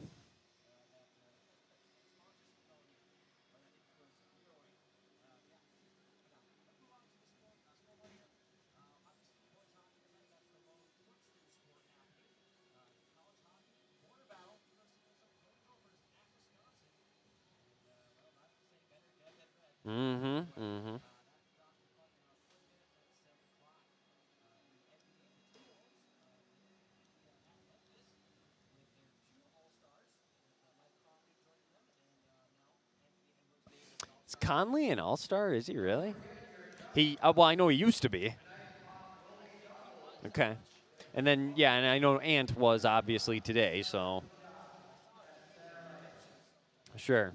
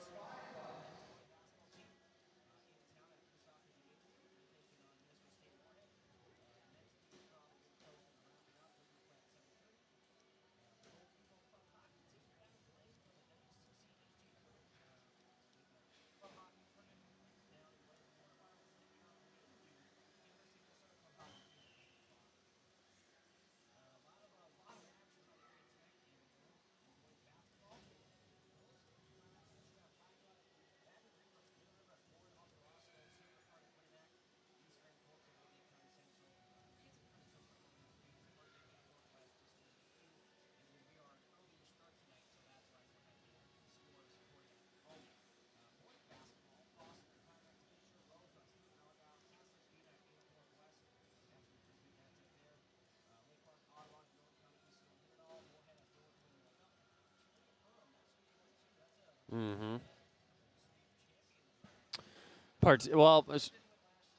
They've won. I don't know if Cherry has, but they got the kid that the Gophers are recruiting. I know Asuma. He's got two younger brothers that are really good too. They played in the state tournament a year ago. I got to watch Cherry play. They are a very good team, so I'll be very interested to see how that one turns out tonight.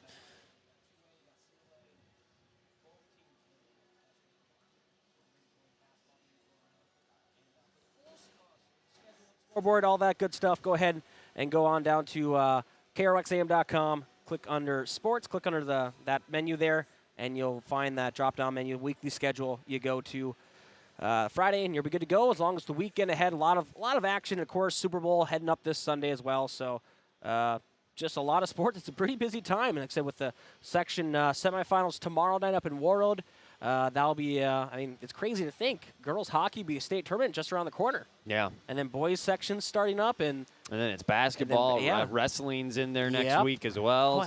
Yes, of course. And so it goes really quick. It's the busiest time of the year, one of the busiest times of the year here on KROX, and we're glad to bring as many games as we can. So.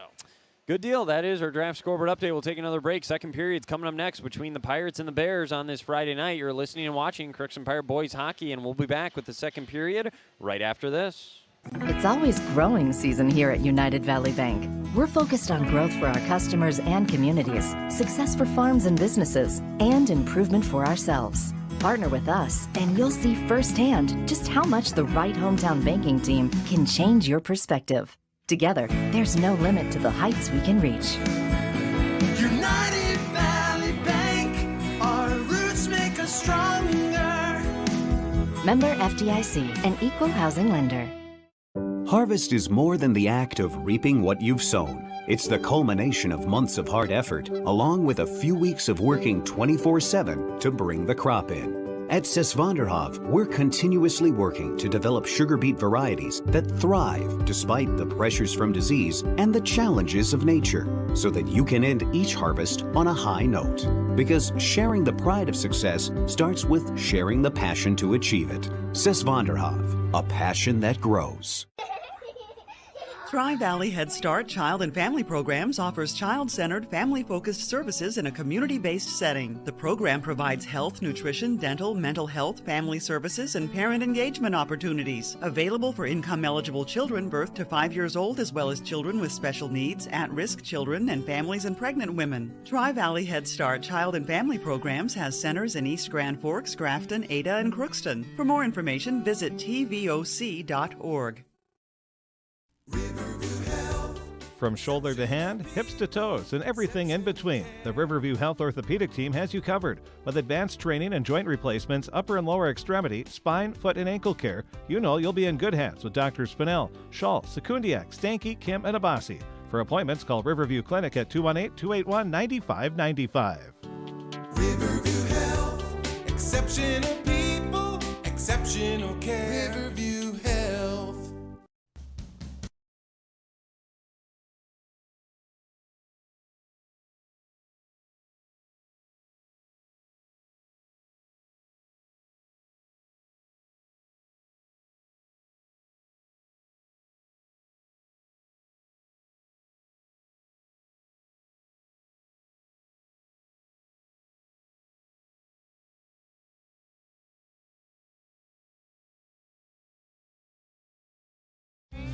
You can make a sweet life right here in the Red River Valley with a career at American Crystal Sugar Company.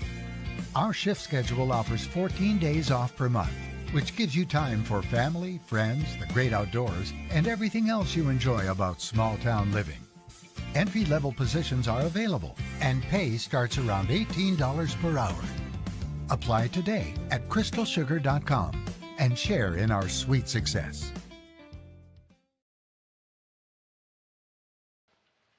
And we are back here from the Crookston Sports Center. Wymerell Bull Melby. The Pirates taking the ice right now with a 3-2 lead, trying to hang on to that, get a Section 8A win here this evening. And scoring for the Pirates in that first period, should mention as well, it was Michael Bachow and Caden Edwards. It was their second goals of the season. And then Jack Doda, it was his 25th of the year. What a season he's been having. Just an everyday occurrence for him to get at least one, it seems like. Had a hat trick earlier this week, had a goal or two, I believe, against Mayville Portland as well, and now one here tonight. A great season for the senior and continuing to do his thing. So, and that's what you need for, your a leader on the team is you need some defensive leaders. You need that offensive guy who can step up, get those big goals, and that was definitely a big one for the Wild. You're so hopeful. I know it is the Wild. Well, that's the thing, because I was just going to say that we had depth scoring this that last period there from the Pirates. They had a couple guys get not the biggest goal scorers, but 2 goals now in the year, and it could really help things go on. They're young still. They got some more years to play, so every goal is going to help their game, and it really helps now as well the fact that the Pirates are going to start this period on the power play. See if they can get something going here instead of, I don't even want to say, but giving up a shorty. That would be a killer right now. So they can get some good offensive pressure at the very least. I think Coach Hardy will be pretty happy with the start of this period and maintain this lead going in. Yeah, Pirates 10 for 67 on the power play this year. They have given up 9 shorthanded goals. So like you said, avoid that at all costs. They do have 1:16 left here as we start this second. They're going to go right to left across your radio dial and across your screen with the man advantage. The Bears left to right. It is Luchek and Bailey both in net once again here to start the second period. And here we go. The Pirates win the faceoff and we're back underway. Hamry pass up ahead. Doda did not chip it in, and that's going to be an icing. So poor start. That was just an unforced error there by Crookston. Yeah, not ideal, but you know what? You're just going to start the period a little further back. That's fine. Just 10 seconds went off. You still got plenty of time in the power play. That was just... wasn't really pressured. They just weren't on the same page. I exactly. don't know. So, hey, just put it behind you already. Forgot about that 10 seconds and start the period now. Alrighty, so face-off from the left circle in the Pirate zone. Trudeau shot almost on net off the face-off win there by the Bears as... they tried to put one on. That was Stromlin. And Crookston gets it now. A pass to Trudeau. He'll skate in with Kelly to his left. Kaverman back. Cuts him off. Kelly gets to the puck behind the net now. Passes one off the boards out of the reach of Hamry. So another unforced mistake there by Crookston. This is going to come all the way down near Bailey. Lubinski will get it right before it gets to him. They got 40 seconds left on the power play now. Hamry pass up ahead through the wickets of Trudeau for an icing. So... Bo, you were pretty kind initially saying it wasn't a great start. If you're Coach Hardy, it might have been the mindset. He might not be too happy now that it's happened twice, though. If he had a clipboard, I'm pretty sure he'd be snapping that over his leg. That is just can't have unforced errors. I mean, that's the thing. I mean, that pass back up to the point, I don't know if it was a miscommunication on the passer or the defensive player was out of position or what, but and then that breakout pass through the wickets, as you said, just again, just not the greatest start here for the Pirates. You can turn around here right now, though. Yeah, there's a good outlet pass to Reese. He'll carry into the zone. They got 23 seconds on the power play. Drops one to Demra. That shot blocked down by Eck before it got in on net. Winning the race to the puck is Edwards. He's already got one goal. Tries to go backhand short side and could not get it to drop. Now he'll fire one off the stick of Taryn out to Melsha. Swings one over to Demra. 7 seconds on a power play. Shot on net. Pad save. Rebound out in front. Bouncing around. And eventually the Bears send it over the boards. The power play expires. It's still in the zone, though. Shot tipped up just high of the net there in front by Taryn. And the Bears are officially full strength. They have recovered here. Edwards has it in the corner. And that makes it 10 for 68 on the year now for Crookston on the power play. Minute and 30 into this second period, a 3-2 Pirates lead. Reese will try and skate in with it. Lost the puck. Getting there for the Bears with it there was Peters. Now they're pinned up against the far boards there in front of the Pirates bench, battling for the puck. Pinning it with the skate. Oh, now it comes free. Melsha will try and send one, a long shot on net, never got in, and now it's sent back by Kaverman, back by Demra now in his own zone. Pass up ahead. That's out of the reach of everybody. That's going to be icing once more. The third time already in the first 2 minutes by the Pirates here in the second. Yeah, and just a little pressure in there. Didn't really know what to do with it. Just kind of threw it up, kind of hoping that a Pirate would touch it at least, but not the case, and back in their own zone. So they had probably about 20 seconds of some decent offensive pressure, but that's really all you can say from that power play in the minute afterwards. So now the Bears, with even strength, a little bit of momentum back in their favor, getting that kill.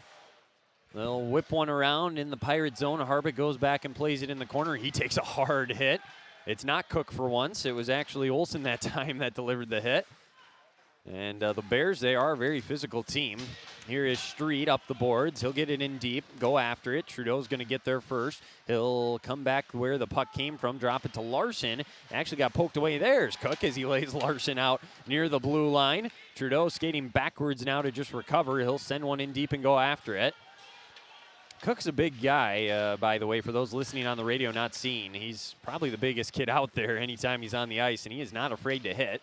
This puck comes out to Lubinsky here near center ice. He'll try and weave his way in. The puck pops up into the air in front of the Pirates bench. Eventually gets sent in by Bachow. They'll chase after it. Getting to it first here for the Bears to set back up is Brown. He lost it. Chance for the Pirates. This is Doda on his backhand behind the net, waiting. Pass out to the slot to Hamry. He'll rifle a wrist shot. That got blocked into the corner. Puck loose to the right of the net. Picked up here by the Bears. This is Beckel. He'll skate out of the zone. Backhand one out of the reach of Cook.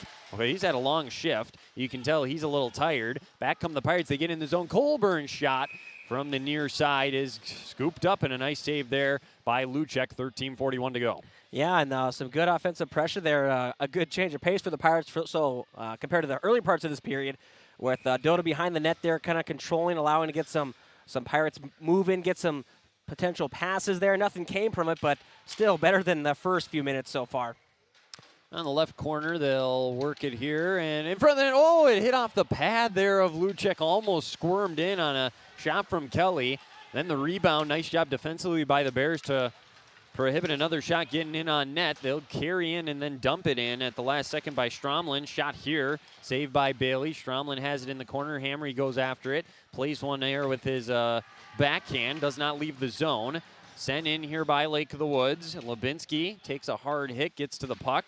Crookston, a little bit on their heels, gets it over to Hamry in the corner. He'll backhand one to Kelly. He'll send it off the boards to himself. Loft it up ahead to Colburn. He'll skate in on his backhand. Got knocked off the puck, but did a good job getting it deep. The Pirates change up. Now Melsha's shot. Save. The puck is loose and over into the corner. Taryn was crashing the net, trying to get the deflection. And now it is sent out of the zone here by the Bears. Melsha has it. He'll play one back to Demra out near the red line. Demra will loft one in. Glove down here by Peters to start back the other way to Boney. Drops a pass off now here to Stromlin. Sent in deep by Eck. And he'll chase after it as the Bears will change up now, set up their forecheck. Melsha wraps one around his own goaltender Bailey. On the stick here of the Pirates as they carry back. Reese couldn't get to it now at the middle of the ice. Taken here by Olsen, pinned up right in front of us. Pops into the air. That's going to be a hand pass, or a high stick rather, first. They're called on the Bears. That was Randy Wood, and we get a whistle with 12:20 to go in this middle period. Yeah, going back to that Edwards shot, I believe it was, that kind of trickled through the crease there, just in between his legs there. I was going to say. And just got it. The Pirates couldn't catch a break. The Bears catch one, and unfortunately for the Pirates as well, I don't know who it was. I think it was I don't know what Pirate it was. There was somebody who could have got another shot. Exactly. It was his backhand. He was a little tied up, too close to him. Handcuffed is the term I'm looking for. There you go. And just didn't work out for him. But still, some pretty good opportunities for both teams in this period. I was going to say, I thought for sure that puck was behind him and went through his legs the other direction, which is pretty rare. Shot here blocked, and then another try by Doda went wide of the net. Again, nice job by Crookston setting up their offense. Demra out near the point. He'll rifle a shot. Never got through as it hit the feet of Street. And now back come the Bears, moving ahead with speed as Eck. He'll carry in, weave his way to the middle on his backhand. Fire a shot, they score. Snuck it by the pad of Bailey. It's a 3-3 tie. Charlie Eck has tied the game. And, Bo, every time Crookston scores, it seems like the Bears have an answer. Back and forth we go. We're tied once again. I mean, a great move by Eck there. Wow. Just puck on a string there. Just went around that Pirate defender. And a nifty backhand to beat Bailey. And just a tough breakdown for the Pirates. And hopefully they can now answer back and get that lead back. Because, I mean, both teams, whenever they score, they seem the other team has an answer for it. Yeah, it's like it wakes them up almost a little bit. Yeah. It's weird. So Eck with his second goal of the night. An assist here from Kaverman as they drive in. That one, boy, that was close. Near the side of the net.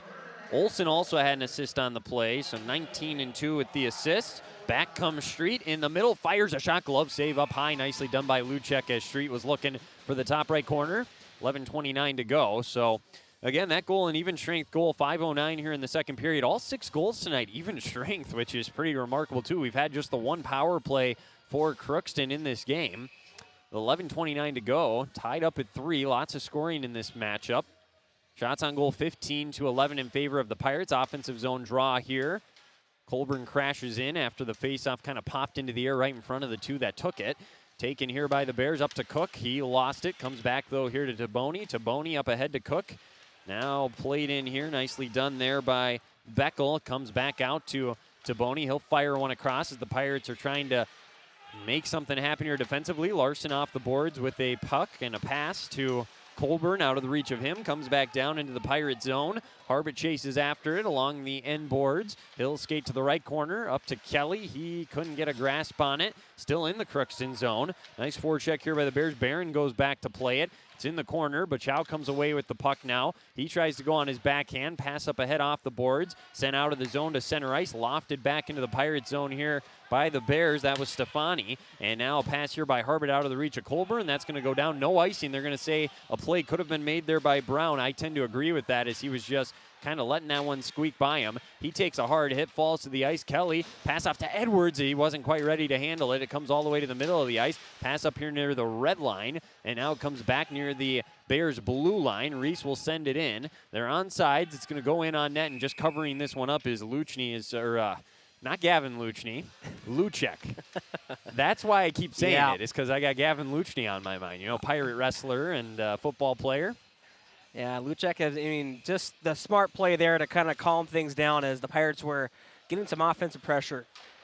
Yeah, no, it was. We hadn't had a whistle for a little while there. There's been stretches like that throughout the game where you get a whistle every 3 seconds, and then there's stretches they go for several minutes. So that was one of those kinds of stretches. We're under 10 minutes to go in the second. Bears do send it back in as we're underway once again. Lubinsky gets to it in his own zone. Pass up ahead. Bounces free. Taken by Edwards. Taryn with him. Driving up the left side. Going towards the net. Going to try and wrap around. I thought they scored instead. What a save by Luchek to keep us tied at 3 apiece. That would have been the second of the night for Edwards. Still in the zone. Edwards has it here. He'll try to go to that side again. It got knocked away before he could get in on net. Wrapped around, carrying off the boards by Brown's pass. Doesn't leave the zone. They'll loft one out near center ice, trying a long outlet. That's going to go all the way down in on net. Played by Bailey. They'll keep the possession alive, though, as it was Stromland who was trying to get off, and now they catch him in a change breakaway for Trudeau. He couldn't get the shot off. It was poked away at the last second by Eck. Now he shoots one wide as the pass came back to him.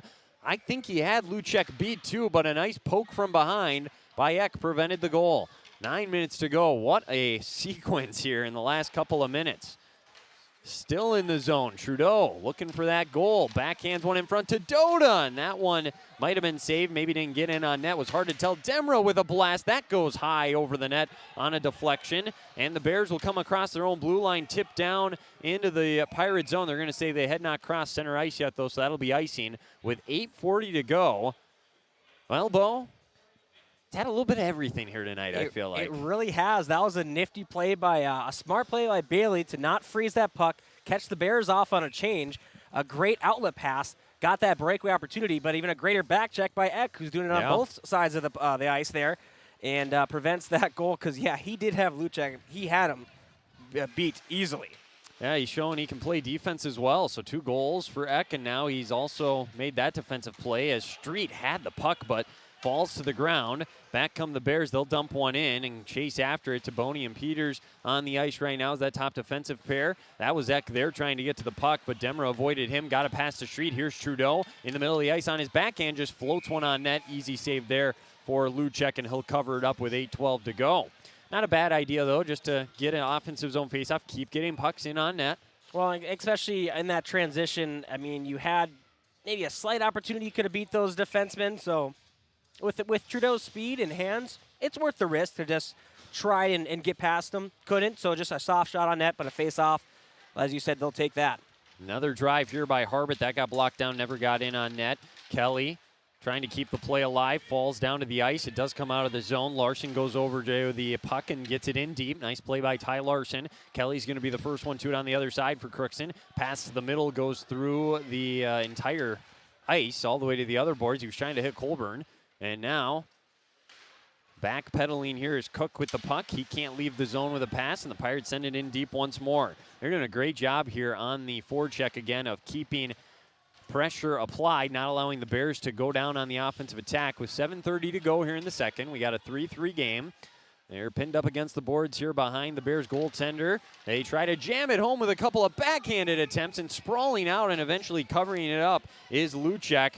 And that, again, will keep us tied at 3 apiece. And he had some really good saves in the first. He's had some good ones here in the second as well. Well, he had good positioning for that first save, but then the rebound kind of went out in front of him. And, he just maintained his composure and didn't lunge or do anything, that would get him out of position. Pirates just couldn't get a very good shot on net, just kind of a weak one. He made the save, offensive zone drop.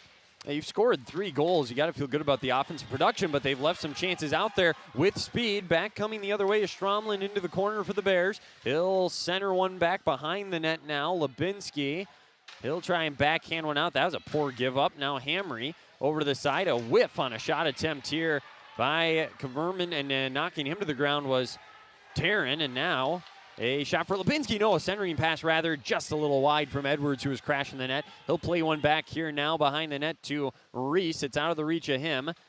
And another give up. Edwards driving the net. He's going to stop. Centering pass goes through out to Hamry. He's at the point. He'll play one off the boards instead of taking the shot down to Edwards. Edwards, with Hamry calling for it, will circle back around, drop to Hamry. He'll absorb the hit, get it in deep once again. Reese plays it behind to Taryn. Taryn in the corner, takes a hit. The puck's going to be tied up there. That was Peters delivering the blow. Now back out to Edwards near the slot. He'll try to put one on net. It's blocked and sent back out to the neutral zone. Lubinsky, nice job with the defender there. Govier bearing down on him, and I think we're going to get both of them to go off here. Lubinsky and Govier behind the play. There was a little bit of extra hitting, and the ref gets them for both. So with 6:16 to go, offsetting roughing penalties here, I believe. Yeah, that was the call there, and just some extra hitting there after the play. The play had moved away from them, so pretty easy call to make. Refs getting ahead of it before it gets any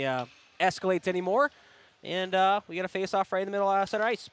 And Trudeau taking it with that top line out there for Crookston. They win it back, Melsha. But now, Street gets to it. Well, they're offsides. No, they're not offsides. They'll carry in. Do the Bears drop off here? A shot. Never got through there by Wood's attempt. And back come the Pirates. Trudeau skating across center ice with some speed. He's had a tough time really getting into open space. And when he does with his speed, he's very dangerous. But the Bears have been well aware of that throughout the game. This one sent all the way down on net, played by Bailey. He'll shovel one here to Demra, 5:45 to go. We're 5-on-5 hockey right now, a 3-3 tie, center ice.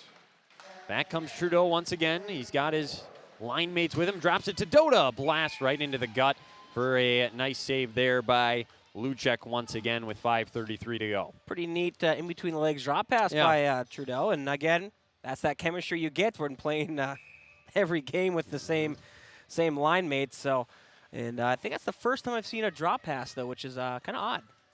Yeah, no, well, they've been good right from the start this year, but I would agree. I think they've gotten better from a chemistry standpoint playing together.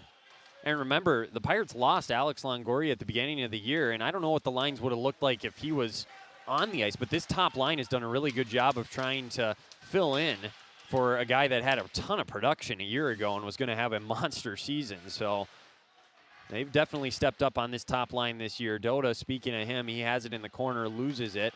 And back come the Bears in their top line. Here's Wood. He has a goal tonight. Gets it down in deep to Eck. Eck trying to backhand center one here. Pirates intercept, but before taking control of the puck, Trudeau shoveled it to the corner. Kaverman was there to take it, and now the Pirates get it out of the zone. This one's going to go on the near boards all the way down, and this will be icing on Crookston with 4:47 to go in this middle frame.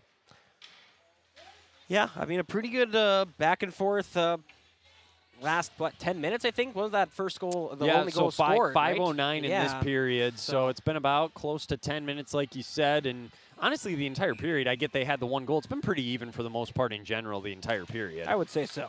And you could say that about the game. Like we've said, when one team scores, the other one wakes up and seems to respond. So that would mean it's Crookston's turn next in a 3-3 tie here to reclaim the lead.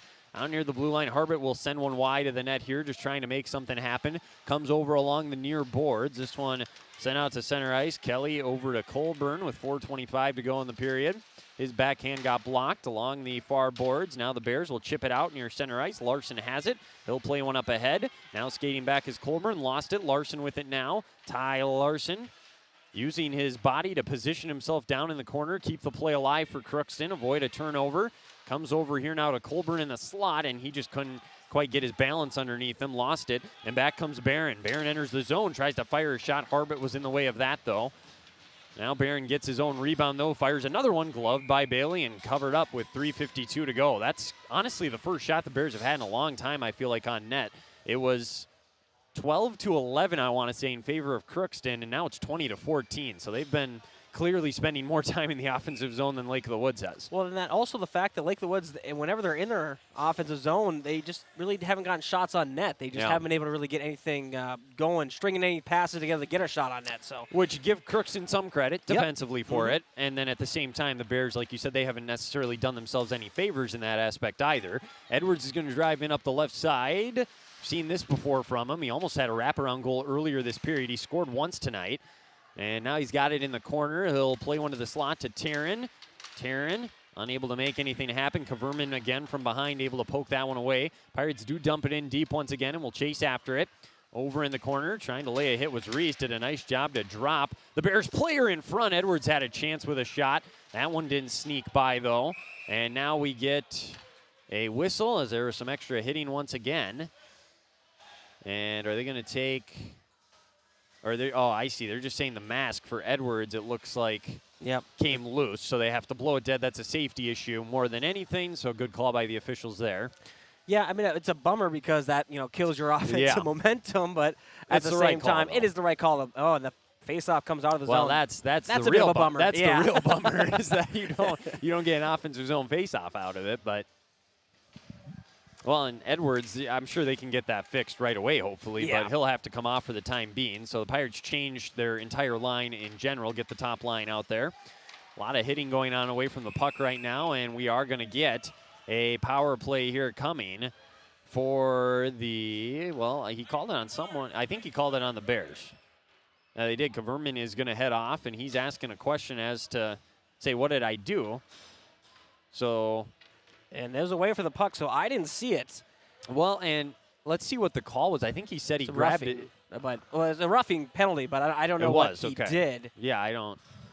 And the ref's still talking to him right now. But I see he's the captain, though, so he's allowed to talk to the He does get that benefit there. He has that benefit, so that's why the conversation's taking place. Otherwise, I'm guessing the ref wouldn't even entertain this right now. Exactly. So, with 3:04 to go, Pirates will get their second power play of the night, and to be honest, that hasn't done much good for him this year. Let's turn that around right here, take a 4-3 lead.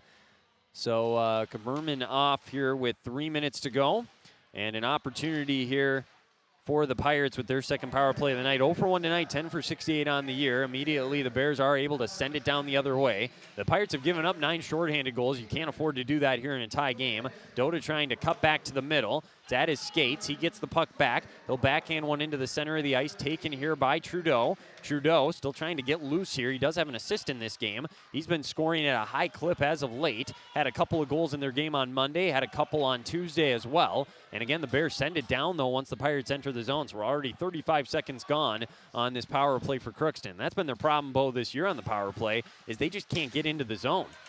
And again, sent back down. They've had a tough time carrying in. And, of course, when you're on the power play, you can't really dump and chase. You want to carry it in, but they just have not possessed the means necessary, it seems like, to do that. Well, here's a break for him, though, as that pass hit off a stick. comes all the way down. Kelly will get to it, so now they'll get a chance to set up. Works around, back to the point to Edwards, who is back on the ice. A minute left on the power play. Here's Melsha. He'll walk in, fire a shot, pad save, rebound, given up in the middle. Unable to clear it as they sent it to the blue line. Demmer kept it alive. His shot got blocked down. And now a nice job by Dota to knock it away from the Bears player, keep it in the zone. It's Edwards circling back to the middle with 40 seconds left, trying to get the edge on the defender, drive to the middle, the puck is loose, and the Bears are able to send it down once again into the Pirate zone with 30 seconds on the power play now. Well, and I don't know if Crookston's had a shot yet on goal on this power play officially, so they've got 20 seconds to do something about that. Again, they can't get it into the zone. Back to Melsha here at the red line. He'll dump it in, and they'll have to chase after it. Bears are going to get there first, but Street is bearing down to keep the play alive. Wrap around, they score! How about that? Luchek just lost where the puck was, and that allowed Brandon Colburn to sneak in and grab the puck and just wrap it around for the power play goal with 1:14 to go here in the second. We said it was the Pirates' turn to score, and sure enough, here we are. And yeah, really just give them credit that the dump and chase actually worked for them on the power play, which the first minute and a half it wasn't. So no, they just had to give credit to Street. He really got there and really kind of broke things up there, so the Bears couldn't just dump it out. Yeah, so Street gets an assist. Like you said, he was able to get to the puck, keep the play alive, and then Colburn just kind of picked it up, and Luchek, he just lost where the puck was, and that left him vulnerable to that side, and Colburn was able to find the back of the net. So the 11th power play goal of the season for Crookston. We're under a minute to go. They have the 4-3 lead now with about 50 seconds to go in this period. Trudeau in his own zone up to Dota. They want a little bit more yet still before this period's over. He's going through multiple defenders. Somehow kept his balance. Eventually lost the puck. Cook back the other direction out near center ice. The Bears will dump it in, go after it with 38 seconds left. Hamry back to get it. He's going to fire a pass up ahead. Dota wasn't ready for it, so there's a turnover. Good forecheck here by the Bears. Keeps an offensive threat alive with 28 seconds.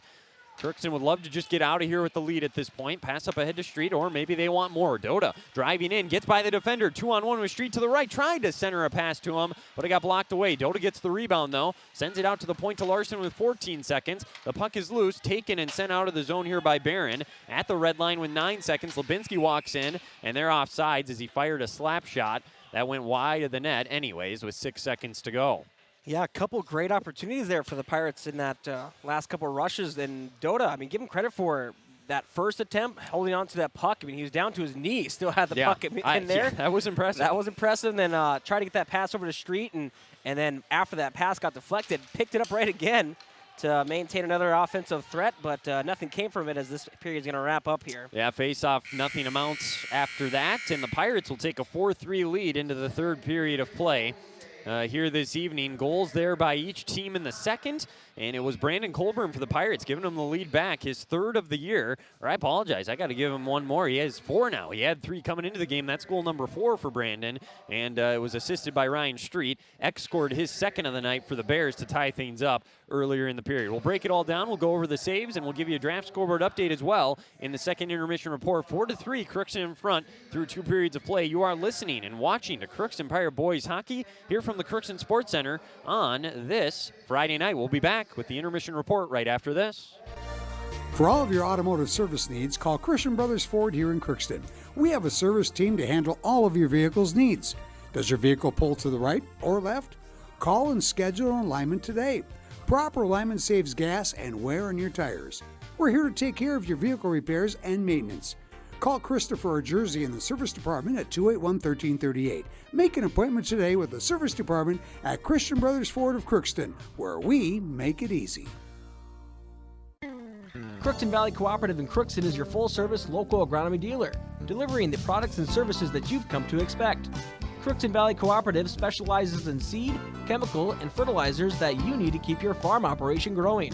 For expert advice you can rely on, give Sean and Mike a call at 281-1178 today, or stop by at Crookston Valley Cooperative located at 1122 Fairfax Avenue in Crookston. That's 281-1178, Crookston Valley Co-op, here to keep you growing. This is my farm. Don't come out here and tell me what I need. I need solutions that work. and market options that are worth my time. Small town support that sees the bigger picture. A global network that empowers us. A co-op that's there for us every day. Hello, this is Lindsay Erdman, Executive Director at Benedictine Living Community Crookston. Over the years, we have seized the opportunity to make changes and improve the services that we offer. Healthcare has taken on a very distinct evolution, focusing on post-acute, short stay, and return to home. It is our privilege to continue to serve our community with continuum of care ranging from assisted living, memory care, post-acute, short stay, and extended care. We are so grateful for the support of Crookston and the surrounding communities. Please know how very proud Benedictine Living Community of Crookston is to serve our community. From early morning to the last thing before bed, light powers your day. And every time you turn on a light, it's a chance to save. Choose LED bulbs. You'll use 75% less energy, and because they last so long, you may never have to change them again. Whether it's bright light for the bathroom or a soft, warm touch in the family room, LEDs do it all. See how Otter Tail Power Company can help you save at otpco.com/LED. LED lighting, the smart way to light your life. Society, winning has come to mean everything. If winning comes at the expense of good sportsmanship, everyone loses. Nothing is gained in the long run. Good sportsmanship is the result of a disciplined effort to respect yourself, your opponents, and contest officials. Remember, good sports are winners no matter the score. This reminder is brought to you by the Minnesota State High School League.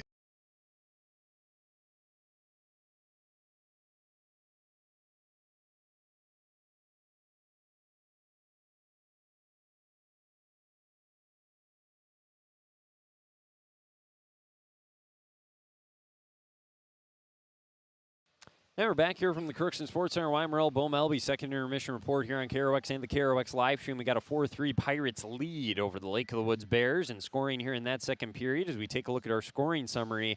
We won't run through all the goals again in the first. They are on our website if you want to take a look at that, though, KROXAM.com. It was Charlie Eck first for Lake of the Woods to tie the game back up at 3 apiece. That came at the 5:09 mark of the period. That was assisted by Jordan Kaverman and Brady Olson, and that was an even strength goal. And then at 15:46, a power play goal, just the 11th power play goal of the year for Crookston, the 4th goal of the year for Brandon Colburn. He got to a puck after Ryan Street kept the play alive on the forecheck and was able to wrap one around. The goaltender for the Bears, Luchek, just lost, possession of the puck, gave the post open on that side, and that's where Colburn went with it, was able to give the Pirates a 4-3 lead. And that's where we're at here through 2 periods. Saves in the second. Luchek had 9, Bailey just 3. The Pirates outshot Lake of the Woods badly there in that second. In total, they're out shooting the Bears in the game 22-14. That's a summary so far of what we have had here from this one. Had Chuck a puck there in the second, so again, Zamboni just getting onto the ice right now. Bo, as we have gone through 2 periods of play,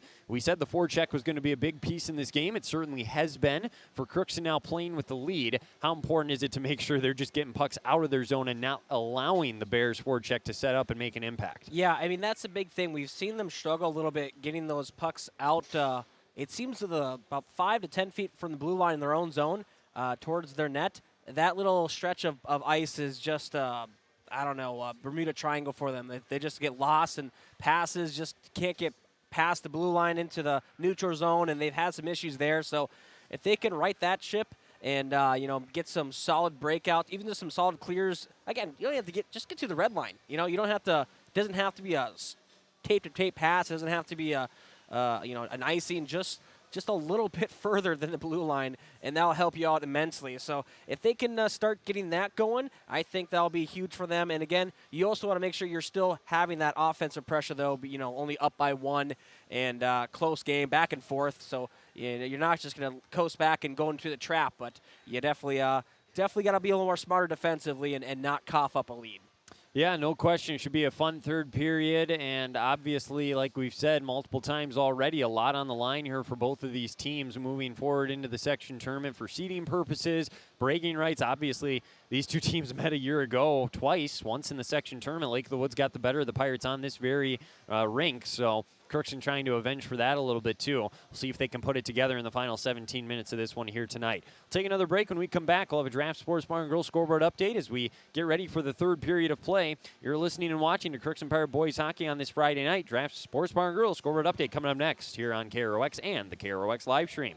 It's always growing season here at United Valley Bank. We're focused on growth for our customers and communities, success for farms and businesses, and improvement for ourselves. Partner with us, and you'll see firsthand just how much the right hometown banking team can change your perspective. Together, there's no limit to the heights we can reach. United Valley Bank, our roots make us stronger. Member FDIC, an equal housing lender. Harvest is more than the act of reaping what you've sown. It's the culmination of months of hard effort, along with a few weeks of working 24/7 to bring the crop in. At Sesvanderhof, we're continuously working to develop sugar beet varieties that thrive despite the pressures from disease and the challenges of nature, so that you can end each harvest on a high note. Because sharing the pride of success starts with sharing the passion to achieve it. Sesvanderhof, a passion that grows. Tri-Valley Head Start Child and Family Programs offers child-centered, family-focused services in a community-based setting. The program provides health, nutrition, dental, mental health, family services, and parent engagement opportunities. Available for income-eligible children birth to 5 years old, as well as children with special needs, at-risk children, and families and pregnant women. Tri-Valley Head Start Child and Family Programs has centers in East Grand Forks, Grafton, Ada, and Crookston. For more information, visit tvoc.org. From shoulder to hand, hips to toes, and everything in between, the Riverview Health Orthopedic Team has you covered. With advanced training and joint replacements, upper and lower extremity, spine, foot, and ankle care, you know you'll be in good hands with Dr. Spinell, Schall, Sekundiak, Stanky, Kim, and Abasi. For appointments, call Riverview Clinic at 218-281-9595. Riverview Health, exceptional people, exceptional care. Riverview Health.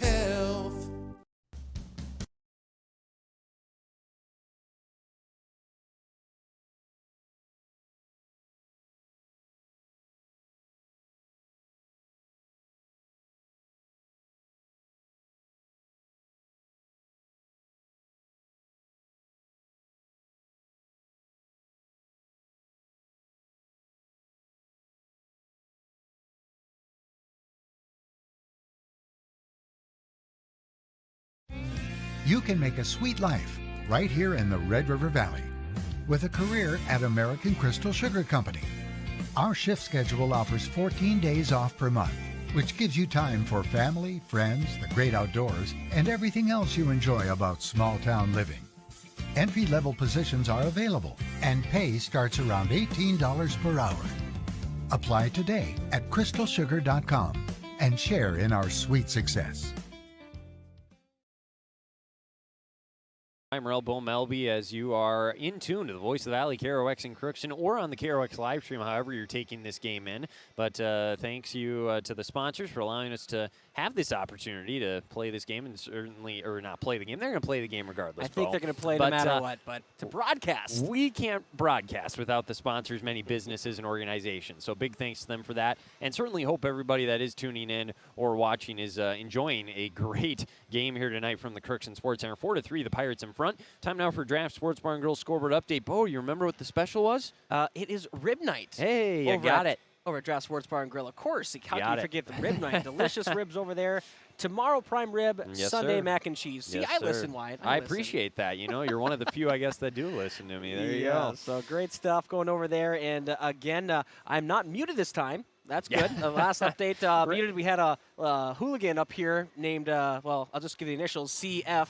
Works at KROX. You and, said, I did not say it. You said it if anybody's listening. He was up here while we were talking, so that's why I muted myself. But anyway, so good to go right now. And, yeah, no score or finals, obviously. It's still pretty early. A lot of games just getting underway not too long ago. But we'll just kind of go over what's going on broadcast-wise. We'll just give the broadcast schedule for the weekend because it is pretty busy. Obviously, right now you're listening to Crookston Boys Hockey. And then tomorrow we'll have basketball and hockey. Busy day tomorrow with girls basketball on the radio tomorrow afternoon. They're going to host Grafton. C Squad plays at 11. JV at noon. We'll be on at 1 o'clock with the Riverview Health pregame show on the radio, 1:30 the tap. Once again, that's Crookston girls basketball hosting Grafton. And then boys hockey, you're going to be back right here in the video live stream at 2 o'clock, the drop of the puck there. So 1:30. Roughly your pregame? Should be, yeah. You know, you never know with JV games, as we always say, but it's always around then. Is there a JV game? Oh, you're right. There's not anymore. That's the there's thing. not, so they moved it up because there's not. We'll confirm in the post game with Coach Hardy just to make sure, but that's what I had heard. So yeah, and I believe that was the case too. So anyway, it's Crookston boys hockey. Hopefully, it can seal up a win here. Go for win number 4 in a row tomorrow. Don't want to jinx anything, so if they, just hold your pitchforks for now. Anyway, so Crookston boys hockey will host International Falls from the Crookston Sports Center tomorrow. You can watch that on the video live stream. And then we'll have girls hockey, the Section 8A tournament semifinals up in Warroad.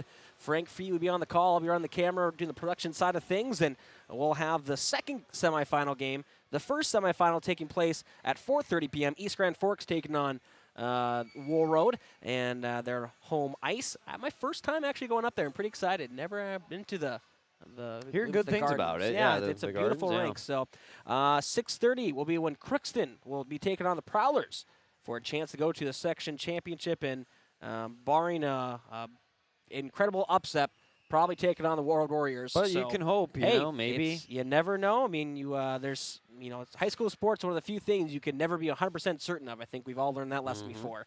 So anyway, that 5:45 will be the pregame. 6:30, the drop of the puck. So a little extended pregame there on our video live stream and on the radio. Then finally, of course, it is the big game on this Sunday, Super Bowl 57. And I had to brush up on my Roman numerals to get that one right. So that's at State Farm Stadium down in Glendale, Arizona. The Philadelphia Eagles taking on the Kansas City Chiefs.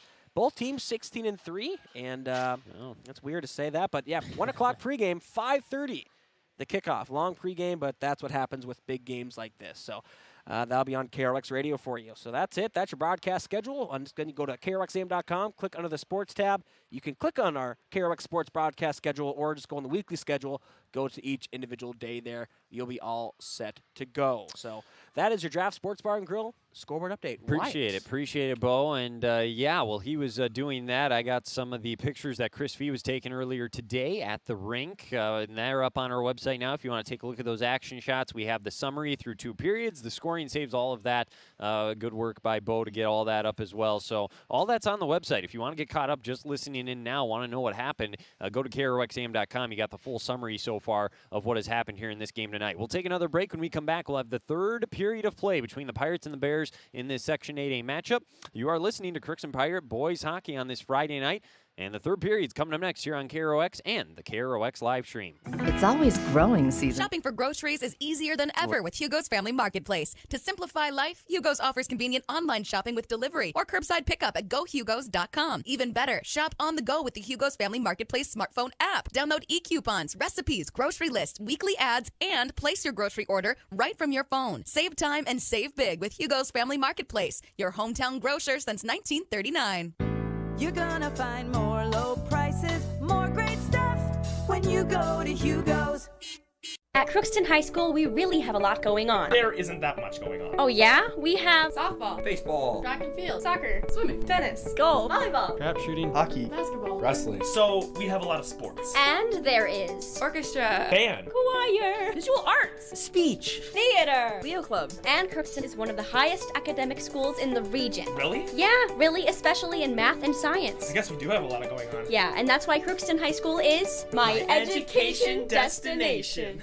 Welcome to Andy Oman State Farm. We're located on 423 North Broadway, next to Holiday in Crookston, Minnesota. Third generation agent with State Farm. We've got a team here with over 75 years of experience. 6 of us fully licensed, here to serve you. We know insurance is about a promise, and we're here from the beginning to throughout the whole process to deliver on that promise. Nobody likes to wait on hold, and neither do we. Give our office a call where a cheerful voice is ready to help you right away.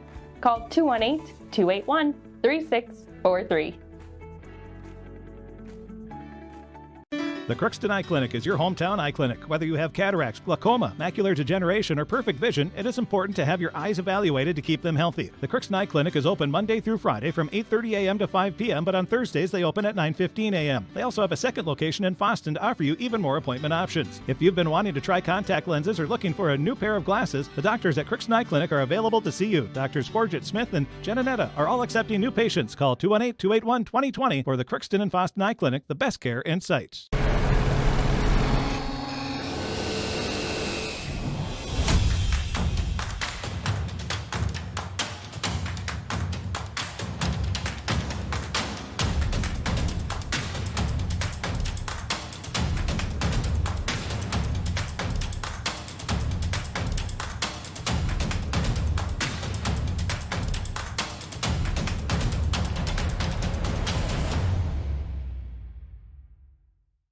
Ever wonder what your city government does for you?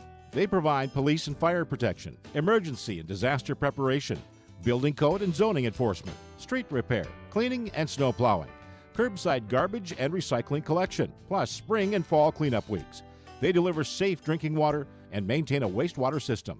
They care for 22 parks and provide year-round recreation activities. They give loans for economic development and housing. They do all this and much more with the help of your city employees. Sports Center on this Friday night, and another little show here at the second intermission. So fans getting a little bit of everything here tonight, Bull. You had Chuck a Puck, you get a couple of shows going on, a good hockey game. I mean, what more could you want on a Friday night? You got the 50-50 raffle there, 50-50 raffle, too, that's right. Hey, you come to the Crookston Sports Center on Friday night, you get dinner and a show, pretty much. There's a lot of other games going on in the other rinks, too. I think there's some Bantam games, other things. So it's hockey. It's been packed out. Yeah, parking was fun. Anyway, and, you know, the thing is, there's lines now. The snow is melting in the parking lot. There's lines there. Yeah. People still not following them. Anyway. They have that excuse, is what you're saying, because they could say, well, I couldn't see because the snow. But even though you can see them. You can see it now, though. That's the thing. They say they can't, though, Bo. Yeah, of course they can. Sure. You anyway. Well, okay. Rabble. Anyway, to get away from that whole dispute, and as the Nets are getting back on the ice here. So you want to take a quick maybe 30, 60 second break? No, again, we didn't know they were going to have that going on, so we thought we'd come back, have the third period of play. The teams are going to take the ice here any second. The Pirates, while they're both over there ready to hop onto the ice. So we'll take a 30-second break,